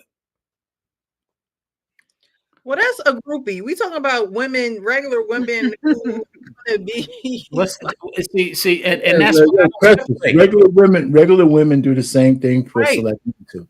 I don't separate the two, because guess what? We was talking about women lying. We was talking about men lying. What about women? One of the biggest lies women say: "Whose pussy is this?" Oh man, well, we had to get that deep. But the point that's hold on, pause. He said we ain't had to get that deep. But the point is, I remember asking a woman. She was older than me. I was working with her, and she said, "What do you, what do you think is the biggest lie a woman told?" And that's what I said. I was like, "Yo, who's?" And she just started laughing, like, "Oh, yeah, I guess you got a point there." Yeah, man. So men understand that. Select dudes don't go through none of this shit that regular guys go through. Not with women. It's just the way it is. Just the way of the world. And that's why our society used to be shaming people, not shaming, but culture and everything was to get married, and monogamy became the order of the day, because left up to our own devices as a society with no marriage, all the women would gravitate to the top 10 or 20 men, and then would have a whole country full of incels running around. So that's how it is. Left up to no marriage, women are gonna take the top 20%. And that's what we're seeing happening right now. So that's where it's at. I want to be honest. Not that I want to be, like I can't be, but so we have to be women, especially because naturally there's more women in the world than there are men, percentage wise. And sometimes we can't get that like a lot of women just have to be logical and like, girl, sometimes you just not gonna get it. Let's just put it out there. And there's more average looking people than there are like good looking people. Definitely. Men and women. Yeah, so like I'm not gonna lie, the father of my children, he wasn't like the best looking guy, but I really got to a point where I was like, I'm sick of dating all these pretty dudes. They getting on my nerves. Let me just date somebody based off of like, yeah, we may have a connection on different things. He's decent looking, like he dressed good and kept himself together and all that stuff. So it's like, yeah. And then I don't know if y'all ever heard that thing where they be like, if you date somebody that's not as good looking as you, like they start treating you like the ugly person. And I legit went through that, like, so and I'm moving to the other point as far as like women and how we think, because I'm dating this guy, been with him for years. And all of a sudden he start feeling himself because, he thinking like, oh, well, I pulled her. And in reality, you didn't pull me. I had Pimp C and Andre 3000 in the background. I chose you. And it was just like, yes, you feel me? Yeah. I choose. And so, and like I said, I love this man. It was like, I honestly felt like, it was because in women, because how we are emotionally and how we attach to a man, even in sex, like how when we having sex with a man is different. And I was like, yes, this is the person I'm choosing to be with, like feeling like he was checking off like little boxes as far as our background and all that stuff. And then we get into that end of the road when that the relationship is ending. And I'm just like listening to this man talk to me, and I'm just like, dang, like he really like thinking to myself, like, yo, he really okay. I can make it without you, Alexis. I said, okay, cool. Go ahead. And now, like, and seeing the girls that was after him, because they always thinking the same thing, like, why is she with him? And obviously, and that's how women are. Like, they'll see this man that they probably wouldn't have dated, but they'll see him with a good looking female and automatically be like, Even though they know they wouldn't have, but that intrigues the woman as far as why he must have something. Just to end up with that man and realize it wasn't him. It was if I may add to that really quickly, you're absolutely right, because like you said, there's more women than there are men, and women are in competition with themselves as well. Like, women want what other women want. They want the man other women want. It's just like, who made that song back in the day in the 90s? Remember that? He's mine. You might have had him once, but I got him all the time. Remember that? I know what you're talking about. Who's saying it? Was it Escape? No, it wasn't Escape. Angel Face? It was. I know you're talking about, though. I can't. Yeah, I know the song. And to add to what you saying, Sean, like, it's women out here that they feel validated if he decides to even lay down with them. And some women confuse that for like validation or the potential for a relationship. And you have some women that'll be like, as long as they're willing to accept a piece of them, if that means, getting one up. Like, obviously he ain't that faithful to you because I've been with him, or he been talking about how he gonna leave you for me, different things like that. So, I'm sorry. No, that's all I was gonna say. No, I was reading what came up. Moken Steph was the artist. Yeah, the funny thing is, what you're saying is, listen, I think it's a relatively new phenomenon with millennials and Gen Z, where men have to be as pretty as women. Because back in the day, that shit wasn't true. Now, more women are talking about how good the man looks and stuff, all that, more now than ever. It used to be more practical reasons why women used to be with guys. And I think that's probably, first of all, men ain't meant to be pretty. So we don't put makeup on and wigs and shit like that. Most men are just average, like me. So you gotta have a little bit of game, a little bit of this, and a little bit of that. And so when you start talking about, good looking men, again, you're talking about upper echelon guys. Right? And to your point, you're right. But Payne, there's been pretty boys since the day of age. And guess what they can do? They can sing songs like "Wasn't Me." I said it wasn't me. That's the only reason why he's able to pull that song off. Well, first of all, you didn't have to be that pretty to say it wasn't me, because I learned that lesson a long time ago. You're right. It wasn't me. You're right. But the point is that you can sit there when you are that pretty. You can sit there and they looking at you, and you say it wasn't me. That is the key to it. It wasn't about saying it wasn't me. It was about having her accept it wasn't me when she's sitting there looking at you. Yeah, say we got Alexis up here. Why don't we ask her to answer the lie question? Alexis, what do you think about men lying? As far as what? Yeah, as far as to try to get some coochie. Oh. What else do we lie about? Well, I mean, look. Oh, did you see the video? Maybe you didn't see the video. You saw the video. Well, yeah, I think because I saw that clip of the guy that was talking about men lying on that sense. Again, but I think that's a selective. Well, to an extent, I would say a selective portion of men that's going to lie like that. However, the pretty man may lie in a similar sense, because he may actually feel like, okay, this is I got all these other ones, right? But this is the one. Like, you know what I'm saying? This is the diamond. And on Wednesday I can wear this Cuban zirconia that looks good and from afar, but this is the diamond. So I'm gonna lie to her because I want to keep this diamond, and I still want to keep the Cuban, but I'm not gonna lie to my Cuban. I'm not gonna lie to my Cuban. So I think it could work both ways. That's a point. That's a good point. Just not always likely.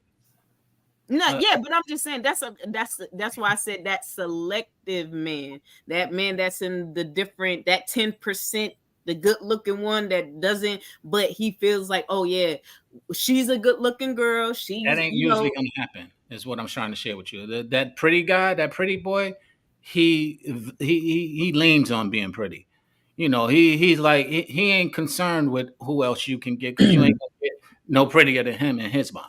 No, Sean, wait a minute. Don't mess up her scenario. There are guys who look good, man. They see a woman who's a 10 or something like that. Sometimes even those guys have to put a little bit of effort into it, or else they'll lose those diamonds. That's true.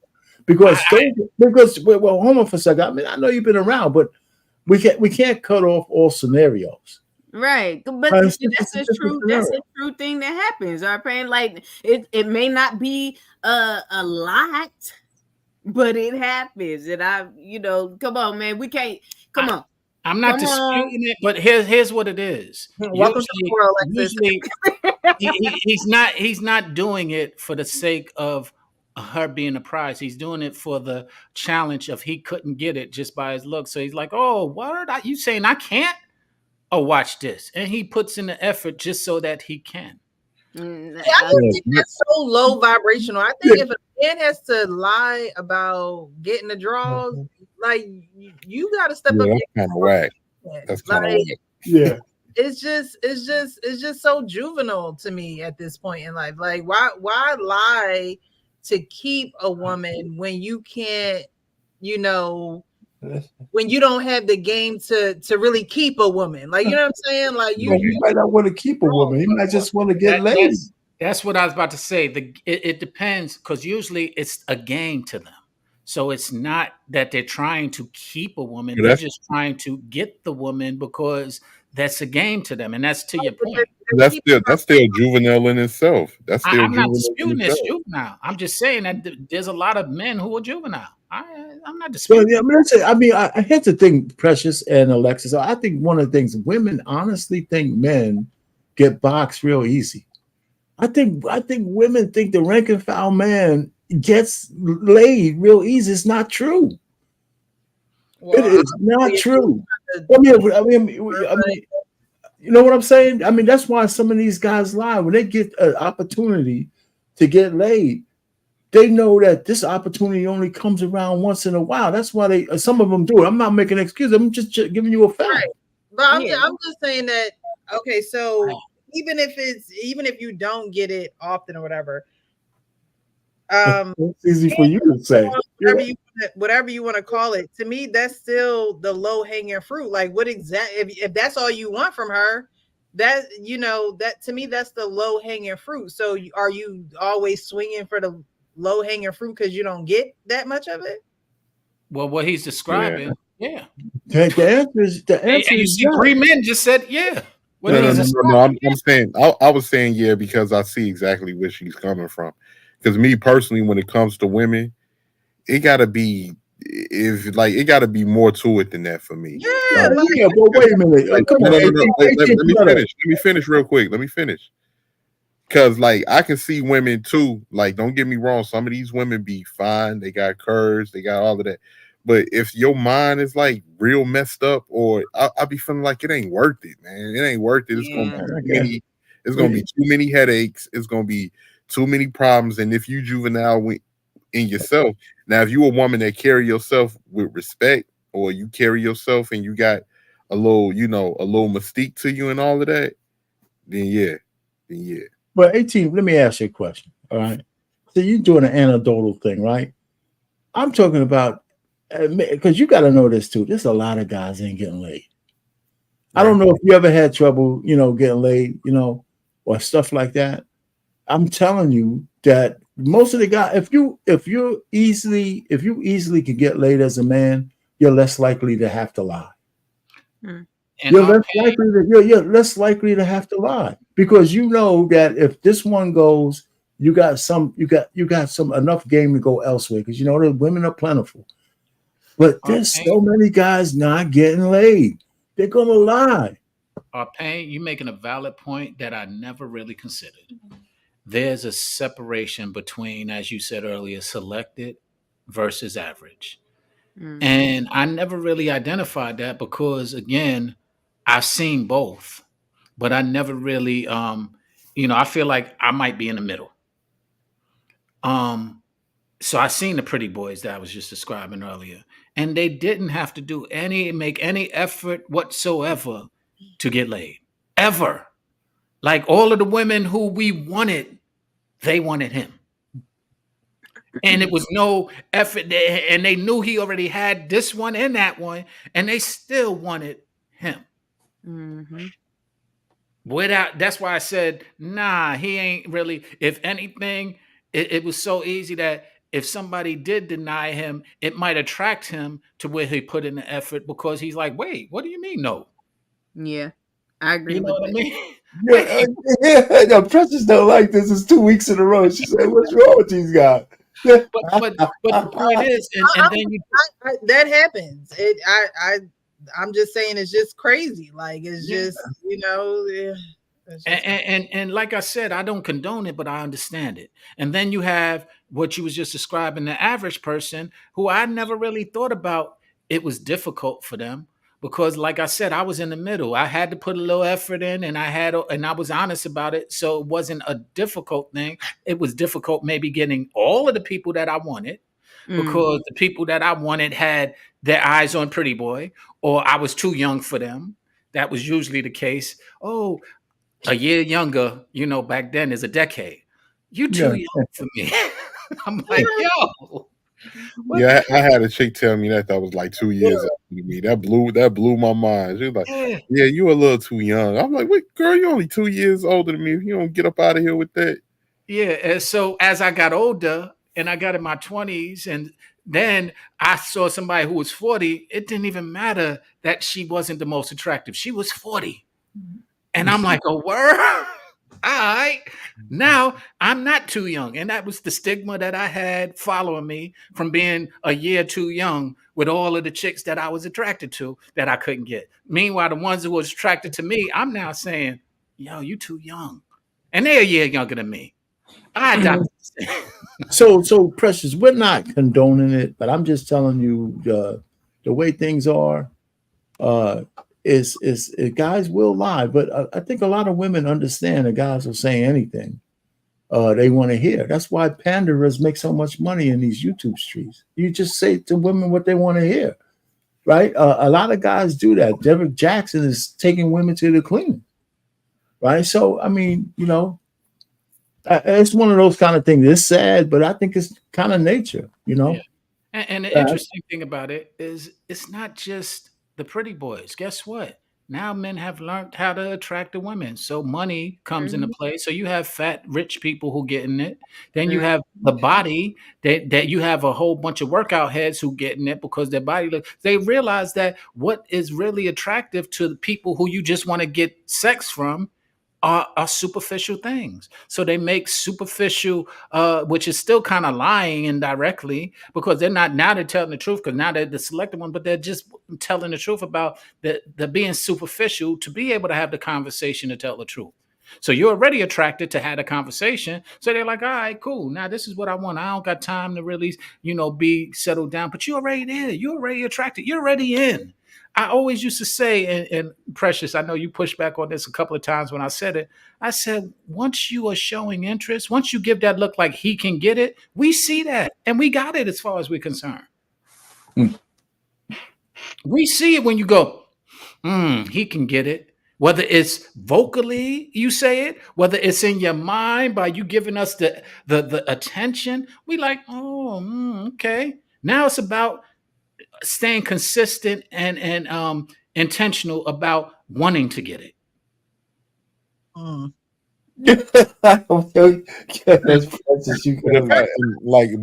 if I may say, Miss Precious, Miss Precious comes off that she used great discernment when it comes to men.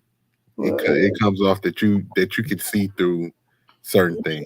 And I'm just not easily swayed. Right. So I could tell when a man just want one thing. I could tell when a man is interested. I could just tell those things. You pay attention to actions. The man is lying through his teeth. Yeah. And I don't necessarily speak on things right away. I'm an observer. I've always been that way. I kind of sit back and I see what the man freely gives. That's always and when I say freely gives, I don't mean money or dates or whatever. What he freely gives out of his mouth, how he freely interacts, his mannerisms, the freeness of the man. I see how that is. I can see when a man is truly guarded, and it's like, oh, I'm just gonna give tidbits.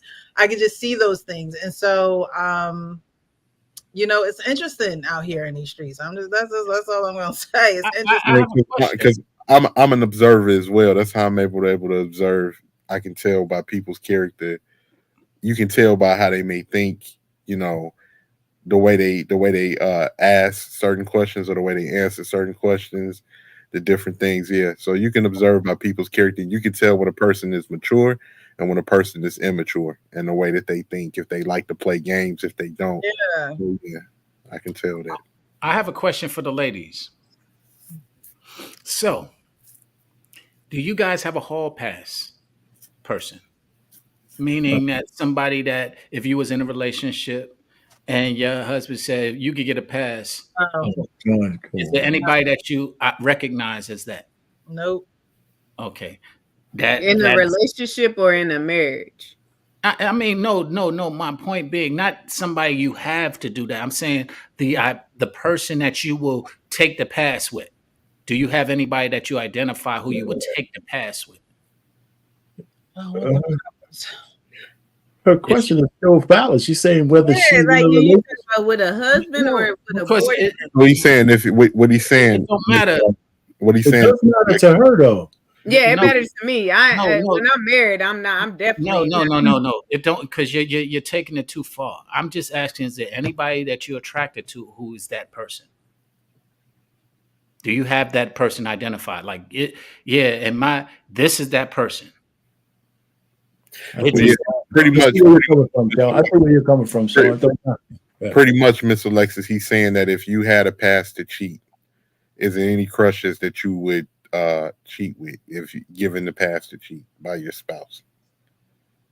Well, yeah, but that's what I'm saying. Like, I'll say I'll put it like this: no, either way, because first of all, if I'm in a relationship and just dating you and I'm not married, if I want to go with somebody else, then I'm gonna break up with you. and then secondly, if I'm married, then hey, you're missing that.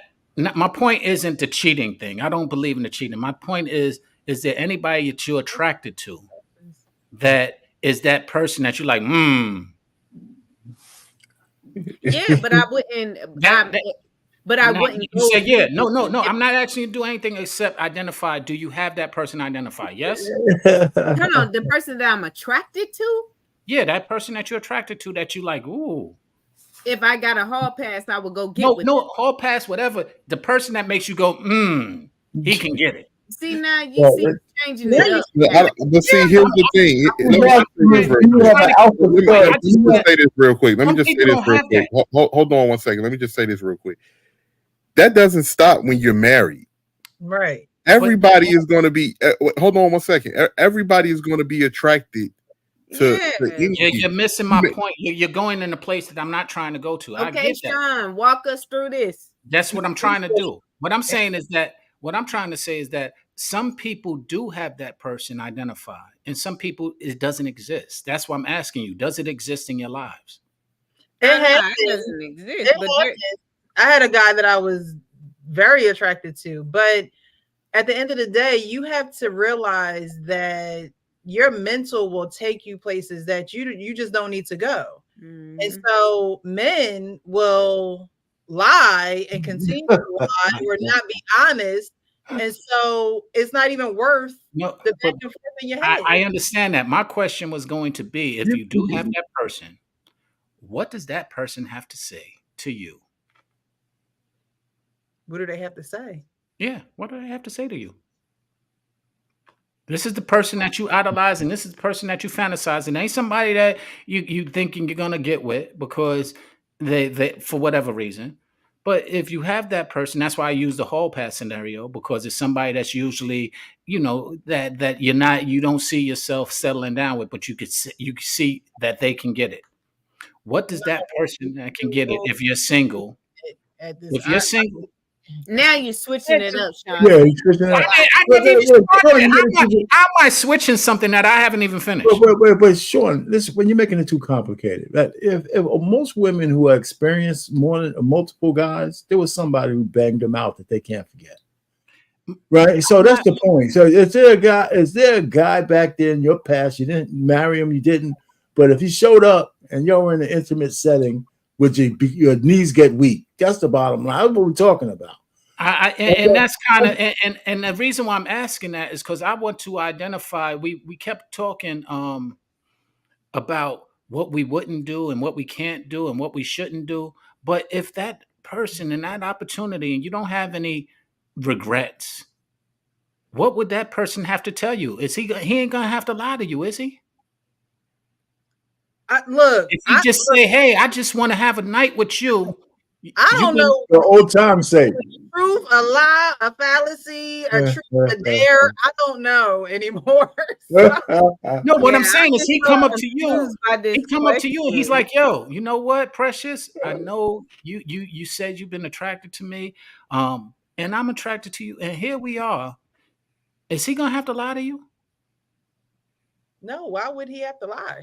That's the point. And the point that I'm making is that so that exists with everyone.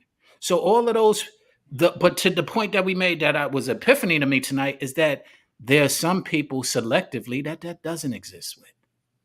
But meanwhile, the person that is the selected person, you will do whatever, whenever, not, and I'm not saying you specifically, but you will compromise your standards that you set for all of them other people for that person. And this is what's confusing about. I believe that does happen with women. That definitely does happen. And that's what confuses us as men, because we see and witness that, and then you tell us that we got to jump through hoops, whether we're average or not. And meanwhile, this person didn't have to do anything but look in your direction, and you're like, oh, spread wide. Nah, Sean. That's a little much, because I'm exaggerating. If it's based off of attraction, if I'm attracted to this person, I may think he fine, but just so happen the person that I'm with, I'm attracted to as well, and I think you're putting in you're with somebody. I'm not. I left that alone. I was just trying to get to when I asked about if I'm attracted to you, that's what I'm saying. You're saying that men have to jump through hoops. If I'm attracted to this man, and there's another attractive man, like neither one of them is going to have to jump through hoops if I'm attracted to them. Are you saying the men that we don't think are attractive, they have to jump through hoops? Yes. Okay. All right. And I'm asking why. Sean, let's turn this shit back on you, right? Okay. Do you have any women that you've been with in the past that you could walk up to, even though you haven't talked to them in 10 years and bet them down? Yes or no? Yeah. Whether they're married or not? I wouldn't do it if they're married. So no. It's not the question. I wouldn't. I don't know. I wouldn't do it. So I don't know. Okay. So all right. Well, if the answer is yes, that means yes. Yeah. No, you said, do I have any? You said, do I have any women who I can do that with? I said yes. He said, if they're married, I said I wouldn't know because I don't know. The answer is yes, though. The answer is yes. The people that I'm talking about aren't married. The people who I say I can do that with aren't married. Okay, man. They might, but they ain't waiting for you. They're in some kind of situation.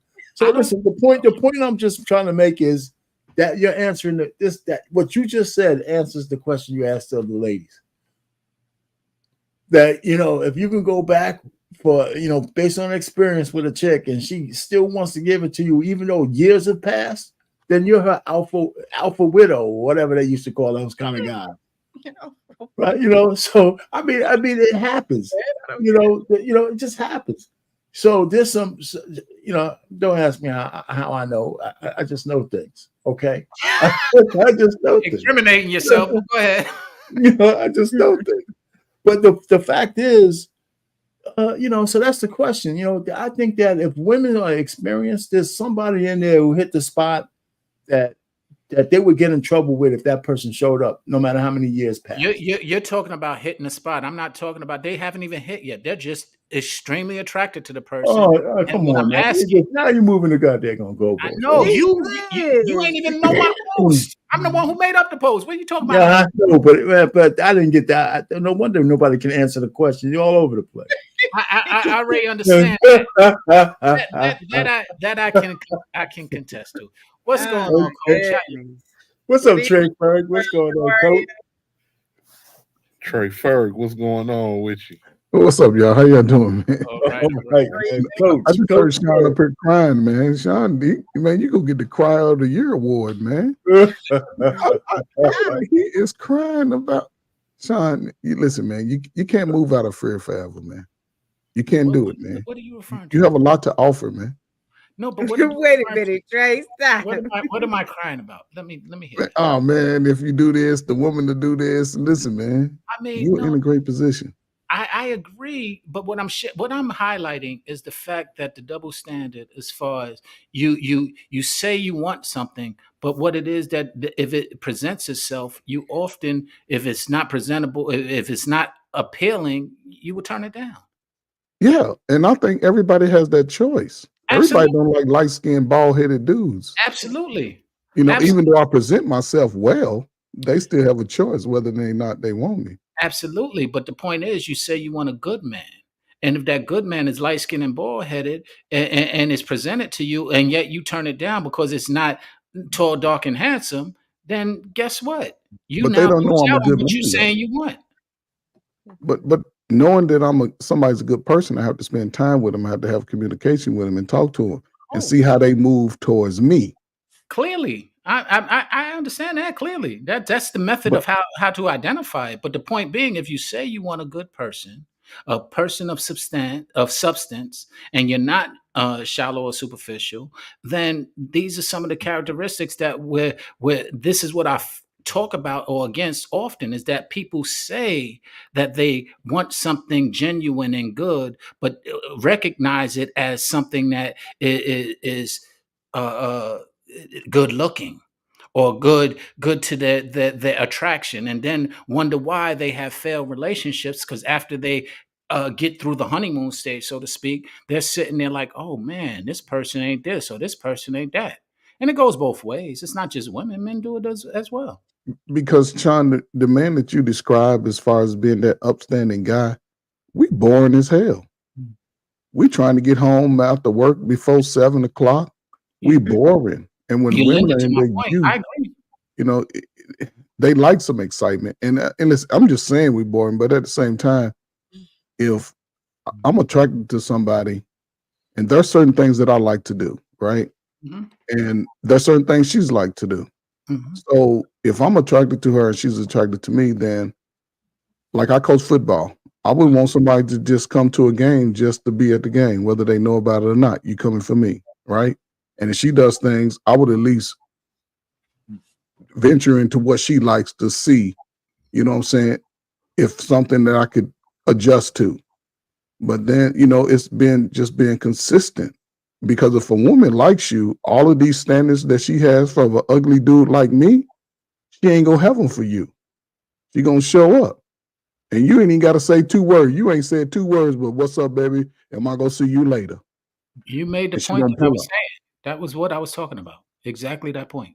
Yeah. And what I'm saying is that's just, okay. And I'll say this all the time. There's going to be 3 women in your life that are the women that you should have married or marry. 2 of them you ain't going to be ready for.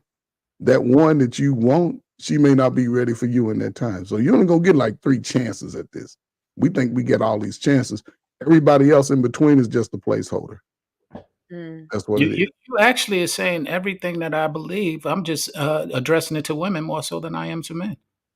Right. But you can't, no one is, I mean, the men are just as you know, in that lane as the women are.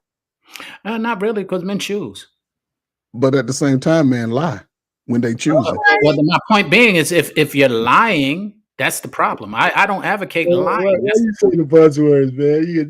You said the That's buzzwords. the whole point. That's what I always speak. Talk the truth. You can't trust a person that lies. So I get what Coach, did you see the video?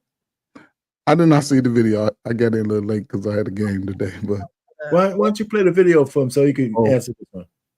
All right. As a man, you know exactly what you want. So why, when you come to me and I ask you a very simple question, do you want a serious relationship or do you want something a bit more casual? Got you. Tell me serious, and you go and you cheat. Got you. Say you ask me that question, and I say, well, I'm going to stop by Angel's house from time to time. Are you honestly going to sit here and say that you are going to still fuck me, love me, and be with me the same way? Are you going to leave if I tell you that I'm going to stop by Angel's house every second and third Tuesday?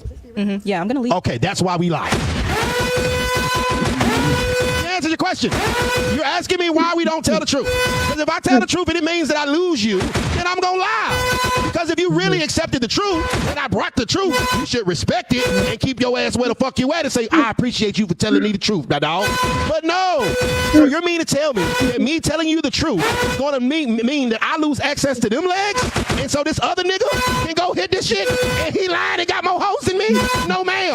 I'm going to go ahead and tell you what you need to hear because you really don't want the truth. Because if I told you the truth, you walk out this goddamn door. Because I'm not letting that nigga get your ass because he got more hoes and he fucking them wrong. This is what I don't get, though. Because if you understand that there's consequences to your actions, why do you go and do it? There's consequences of telling the truth. I lose you. Consequences to my actions ain't as bad as me losing access to that cat. That's a nice piece of cat. So the reason why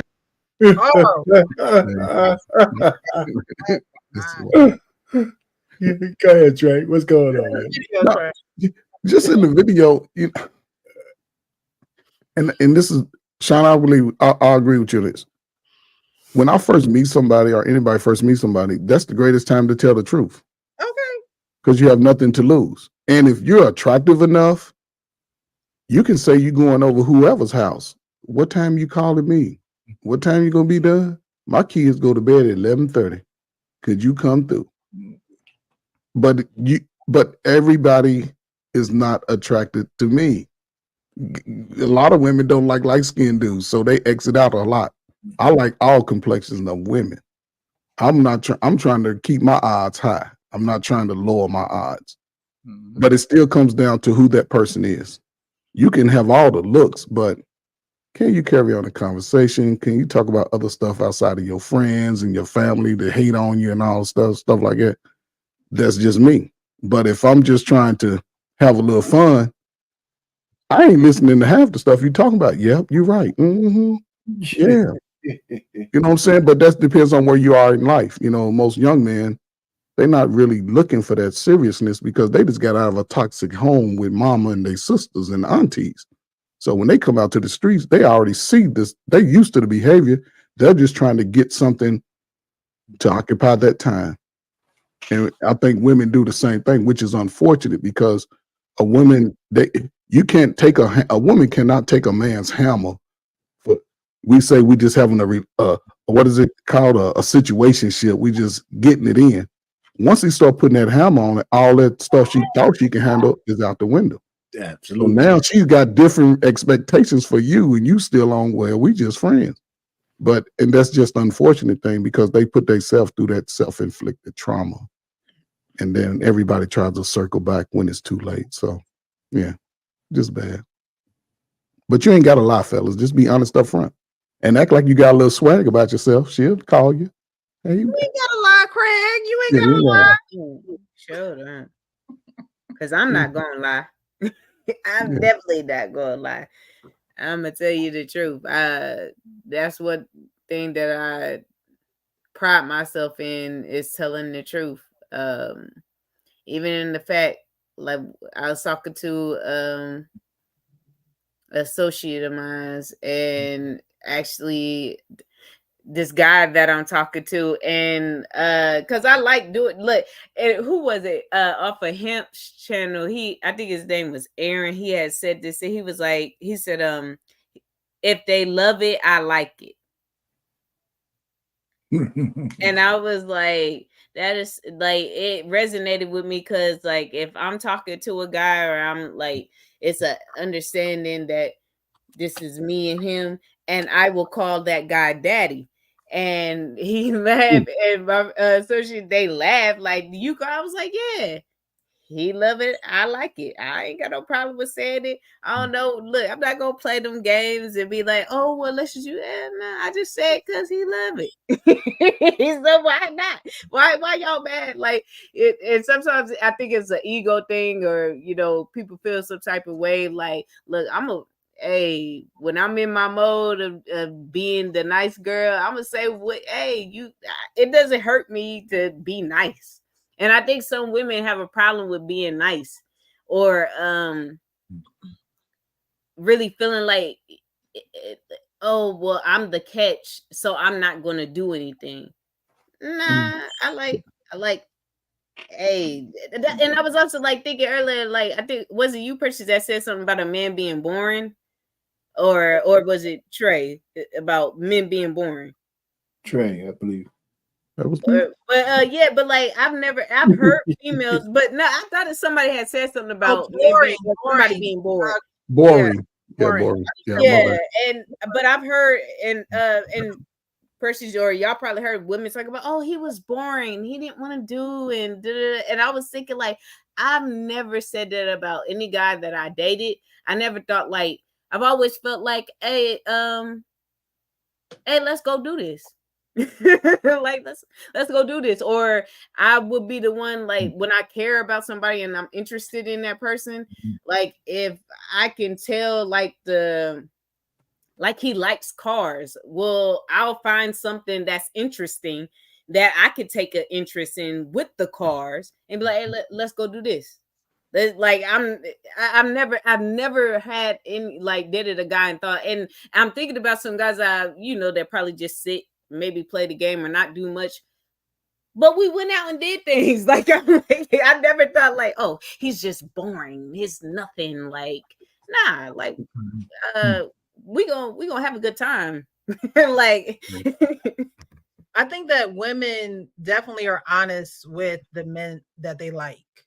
Yeah. And men are, they tend to lie to get what they want. And so when you pair the woman up that actually really likes this guy and he just wants one thing from her, then that's where the turmoil starts, because she's lying in her head about this man and he just want one thing from her. But because she like him and she got what he want, then that's where the cycle continues to go. And that's where it's like, okay, is he lying to me? And then you don't know he's lying to you because you so in like with this man. And that's why a lot of women need to just step back and see the situation for what it is, the reality of the situation, and not what they want the situation to be, not what they done conjured up in their head and their heart. The reality of the situation. Did he only call you at a certain time? Is he only hitting you up for a certain thing? Does he call you outside of that thing? Does he call you just to talk to you? Some guys will befriend you to try to be with you. They'll conjure up these conversations. They'll, pretend to like these things. I think somebody talked about it. They pretend to like these things, and then to get you to a point where he wants you, but you end up liking this guy. And so women have to really guard their hearts too, because at the end of the day, you really only know somebody by their fruits, and it takes some seasons for fruits to bear. Let's go, Precious. And you're absolutely right, Miss Precious. And even with that, you can know a person your whole life and you'll never know a person fully. Yeah. But you know what?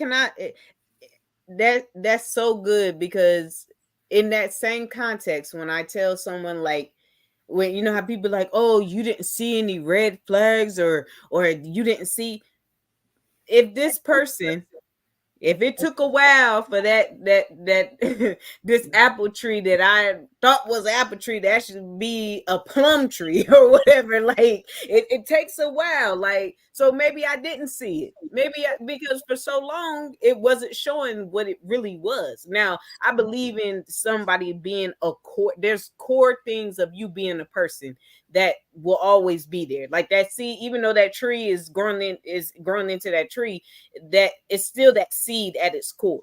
But there's little things on that tree that's going to be like, well, he may not lie about this particular thing, but he'll lie about this other thing.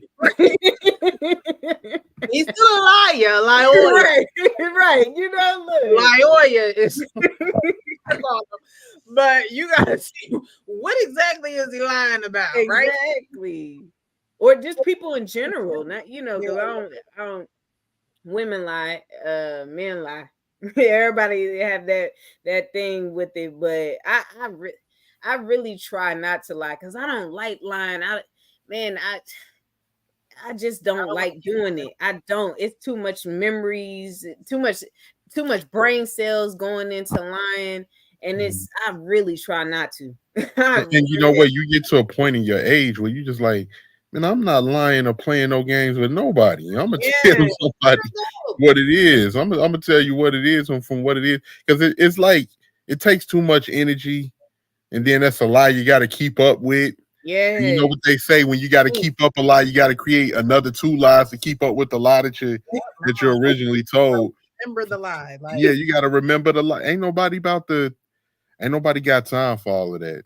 I just think, you know, we're all of us are adults, and ain't nobody trying to play no games. I think that sometimes, you know, in certain situations with men and women, they may not lie, but they'll also omit the truth. And so, you know, you're working off of a foundation that doesn't necessarily have all the details. And again, you have this one person liking the other person, and you think is one thing on your end, and the other person is just not, you know, telling all the details. And you're like, wait, hold on. When you do find out them details, you're like, wait, but this wasn't disclosed. Like Coach Ferg said, like, it's best to tell the truth in the beginning, because you do risk losing me after telling me something that you could have told me in the beginning. But again, your nature has to truly speak for you as well. Right. You'll know, like the 18th letter was saying, you'll know when someone is disciplined. You'll know when they're mature minded. You'll know when they, you know, they're not playing games and they're being serious. And it's not a lot of that going on nowadays. I think everyone is in for a cheap thrill or the non-commitment of it all, and let's just see where it goes. And you know what else, Miss Precious? You attract what you are. Right. A lot of the times, if you are a mature person, people can pick up on their energy, and if they're not, then they, you know, kind of shy away from you. And if you're dealing with a woman that's mature, she's going to pick up on that energy, and she's going to be a little bit more interested and to see where things go. And people that are both juvenile or immature, just in it for thrills, they attract each other. It's just the thing that I don't like is when they you know, they know both of them are in it for, you know, minuscule reasons or juvenile reasons, and then here comes plausible deniability when people knew what they was into, and then they pretend that they didn't know down the line when things don't go in their favor, or, you know, no, he was this way. Like, both of y'all was that way. Both of y'all was that way. You was in it for your reasons, he was in it for his, and now whatever didn't happen, you know, stuff didn't hit the fan, and now both of y'all trying to pretend that y'all was a little bit, y'all had a different mindset for different reasons going into it. So yeah, like Lauryn Hill said, it could all be so simple. It could all be so simple, but you know, we rather make it hard. All right, so it's time for final thoughts. I appreciate all those who have joined in the chat, everyone that's on a panel. We're gonna wrap it up. We started out with Shannon Sharp. When we went over to women pretty much going into self-preservation mode when men don't show that they're fully committed. And then we ended with why men lie. So we're going to go with final thoughts. We'll go from the 18th letter, go over to Alexis, Coach Ferg, up to Art Payne, and end with Sean. Okay, well, I just want to say thank you once again, Miss Precious, for allowing me on your platform. Really appreciate it. I want to shout out to everybody that participated on the panel and everybody in the chat. And things are more simplistic than what people make it out to be. People make things complicated because they're not willing to sacrifice and they're not willing to make the change on who they are to get better results. It's just that simple. When you hold yourself accountable for your actions, even if, let's say, if a person is playing games, if a person can reflect back and say, yeah, you know what, I was playing games and now I'm not doing that no more. I did the self work. I'm not trying to do that. I'm trying to, look for something more, solid and something more stable in my life.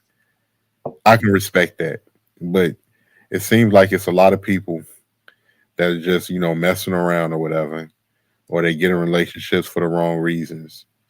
And, they're just not, they're not willing to change who they are to get a better result. So they come up with all types of reasons on why things are the way that they are, or they have, they just pick poorly or different things like that, and they're not willing to accept that fact. So that's pretty much what it comes down to. And it's certain people that we just have to acknowledge that like chaos. They like drama. They like, playing the victim role when it comes to, they get a lot of, what's the word that I'm looking for? It's a lot of people that support that, or they get a lot of validation from that. So that's all I got to say. Thank you. Thank you. Before we go to Alexis, I just want to thank Harrison as well as Darnell for the Cash Apps. I appreciate you guys. They sent them a while ago, so that's my bad for not shouting them out, but I'm checking them now, and I appreciate you guys. Thank you. Thank you. Thank you. All right, Alexis. Right. Well, I also want to thank you for allowing me to be up and talk my sugar honey iced tea.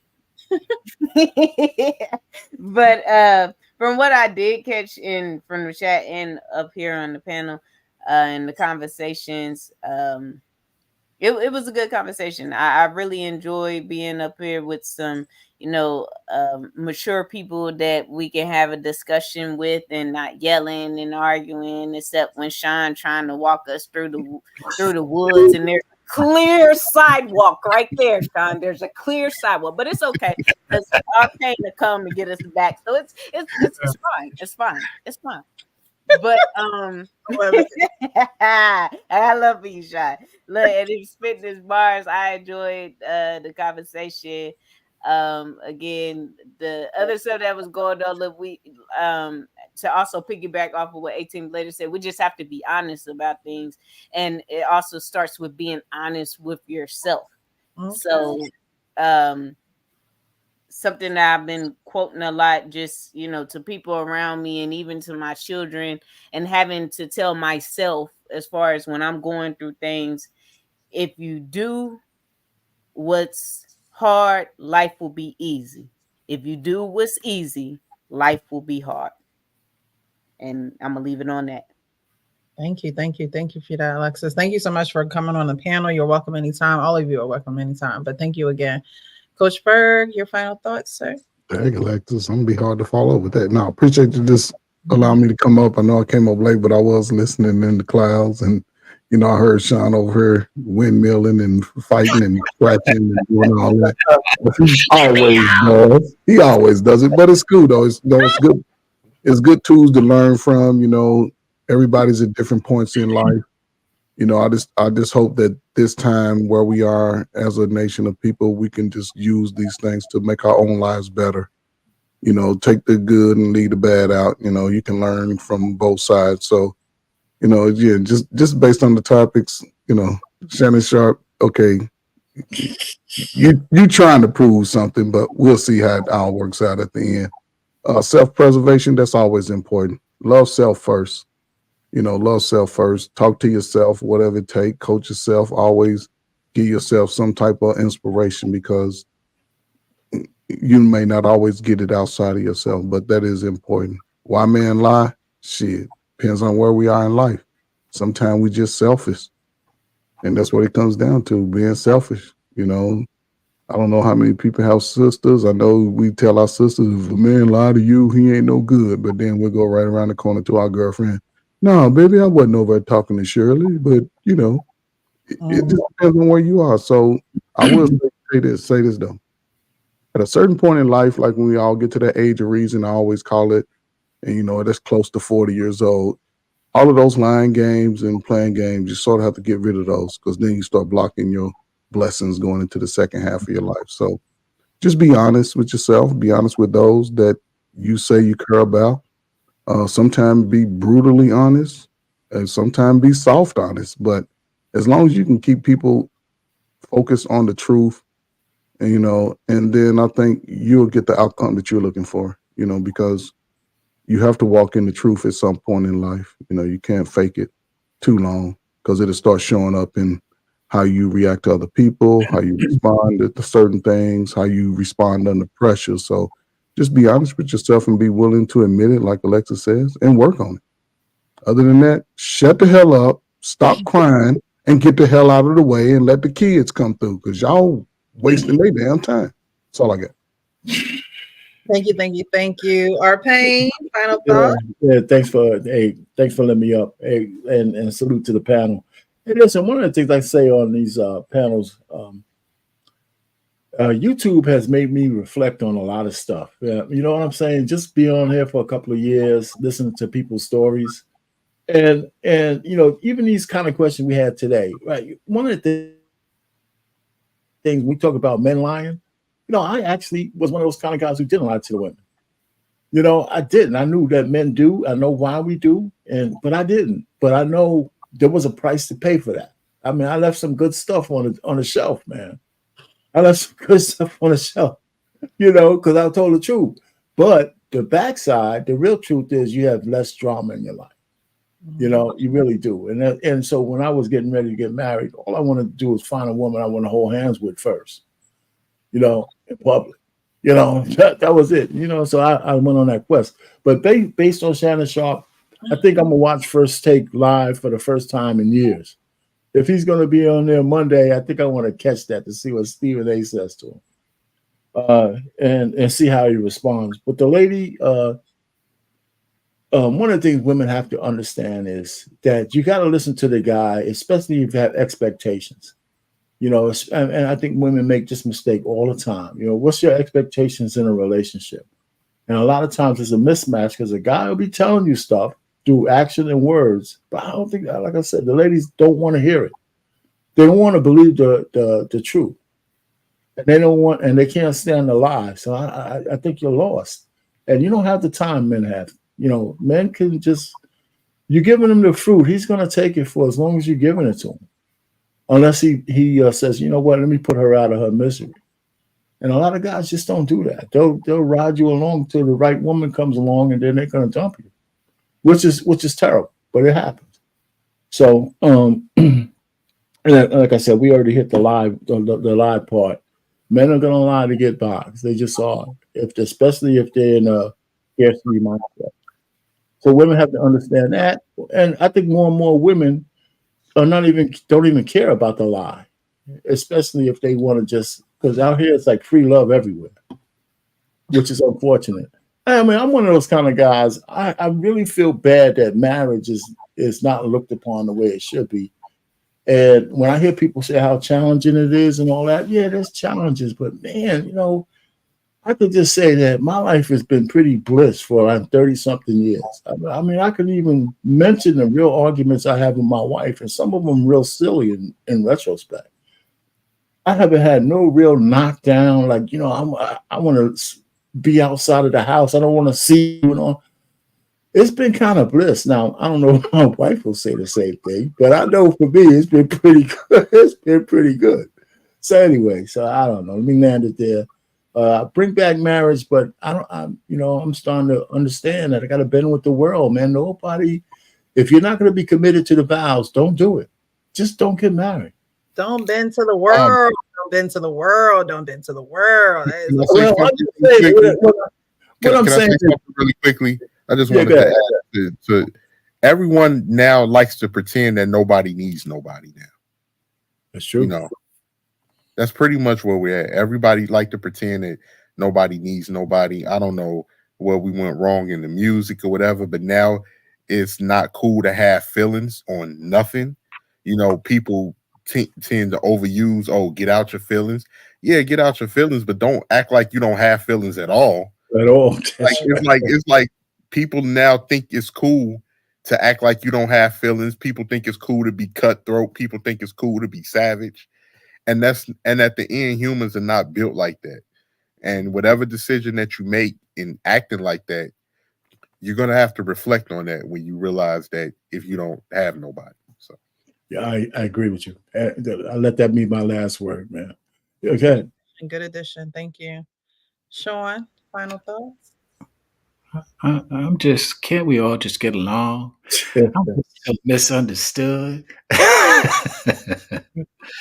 Nah, seriously. Well, not serious yet. Our Payne said that these women out here confused. He said it, not me. Our Payne said y'all are confused. What he said. No. In all seriousness, Shannon Sharp, that is what it is, publicity stunt. The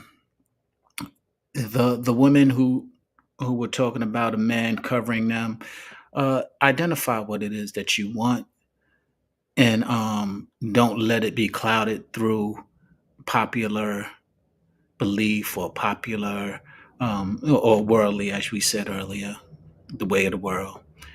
And the last one, why men lie. Those are all the reasons why they do. And I don't condone lying. I think people lie because they're afraid of something. And if you're afraid of losing something, then maybe you should work harder to get it. You know, work hard. Don't let your fascination direct your destination. Work hard and have consideration and make sure that it gets reciprocation.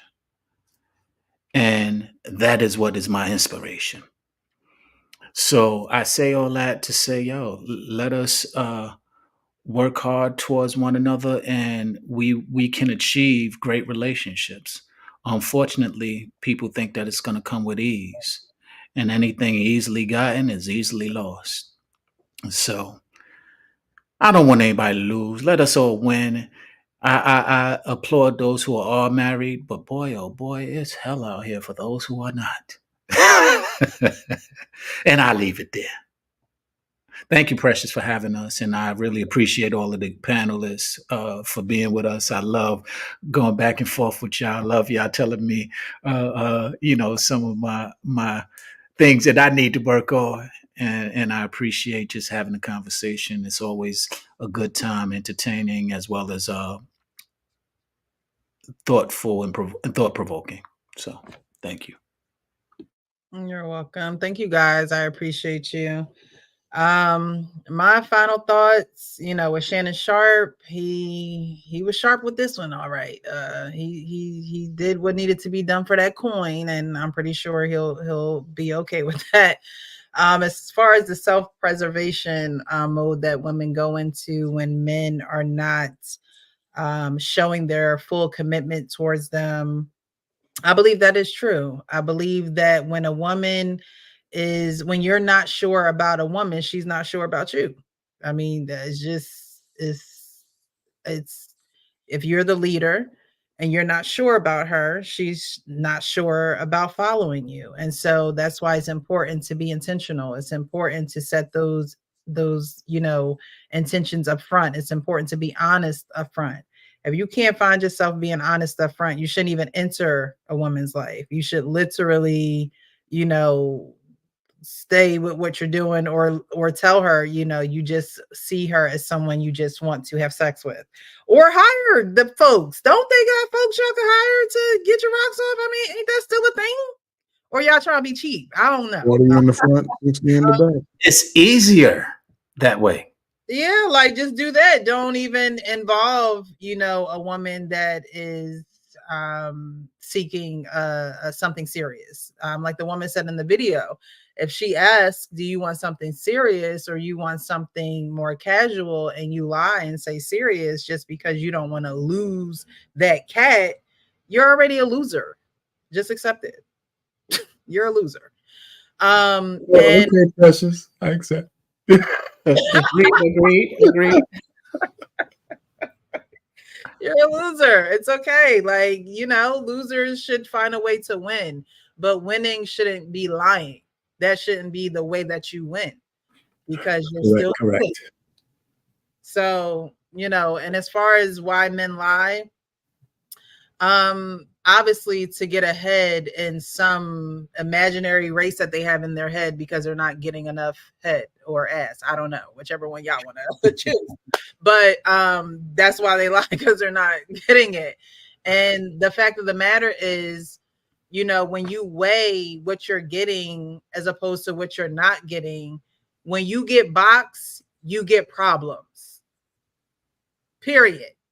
When you get boxed, you get problems. Now you get to choose which person you want to have the problems with. So choose wisely, and don't think that you have to, put a notch in your belt every time you set your eyes on a woman. That shouldn't be the goal. We talked about last week. Someone said, "Oh, well, I don't think that men should even be dealing with women if they don't know, their purpose and what they want to do in life and things of that nature." And you have men who are set on getting the box, and that's their goal when they wake up in the morning.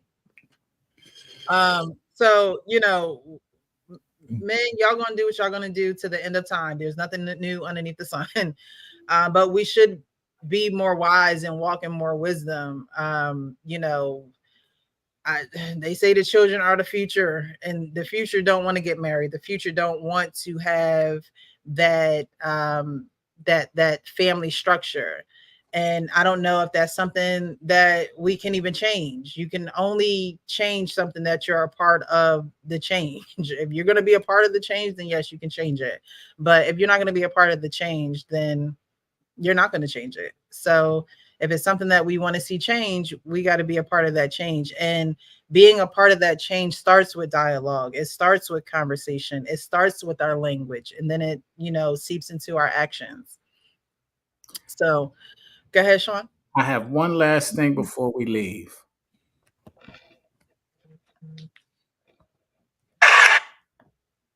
Hold on. You don't own your woman, wait till you gonna put a ring on my finger? That shuts you right up. You say, okay, but you don't. I know you spend a lot of your money on your woman, and I know you go to the movies, and you go to get the ice cream and the candy and the flowers and the anklets and the bracelets and to help her get some clothes, and you're spending all your money on shit you would never spend it on, but you don't own her. Just theoretically, that pussy's on lease. You're leasing the pussy. Jesus Christ, sir.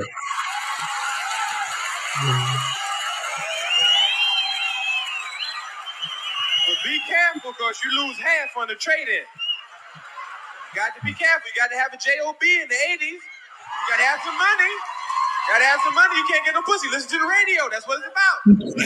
I'm a material girl in a material world. You ain't got no money. You can't have no pussy.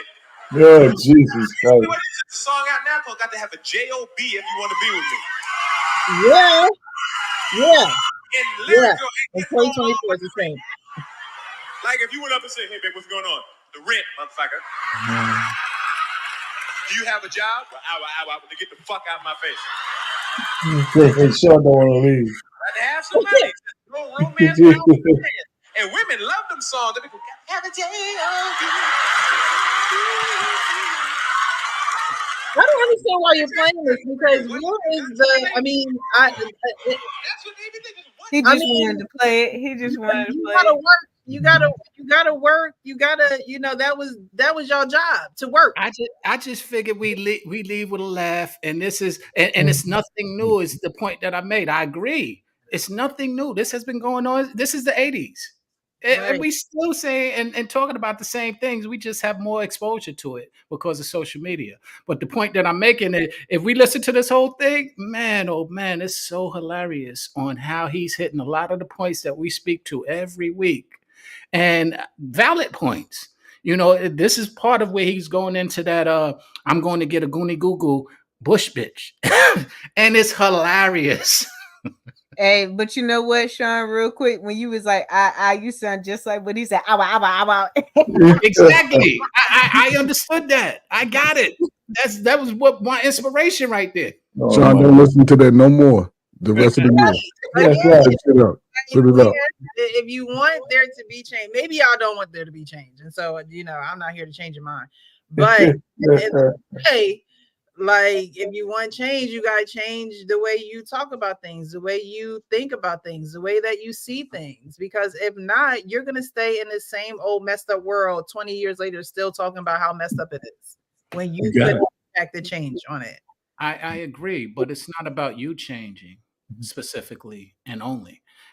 We do change. It's about the mindset changing. Like I said, we could change the condition. Right. We can change the conditions all the time, and we do change conditions, but we don't change mindsets. And our mindsets is the problem. And that's why I'm using this as an example, because the mindset is still the same. The conditions have changed. We got a lot more millionaires. We got a lot more successful people, a lot boss bitches, a lot of entrepreneurs, so on and so forth. But the mindset is still the same. And if we change the mindset, we're not going to have anything other than laughter, as far as I'm concerned, out of these relationships. And I get laughter just listening to the mindsets and talking about how we're going to need to change, but ain't nobody really changing. And with that, let Precious end the show, please. Here we go. My final thought, every show is always be real with yourself so you can be real with others. You guys, happy Friday. TGIF. All right, take it easy, everybody. Have a great weekend. Thank you, guys. Bye, y'all. Friday the 13th.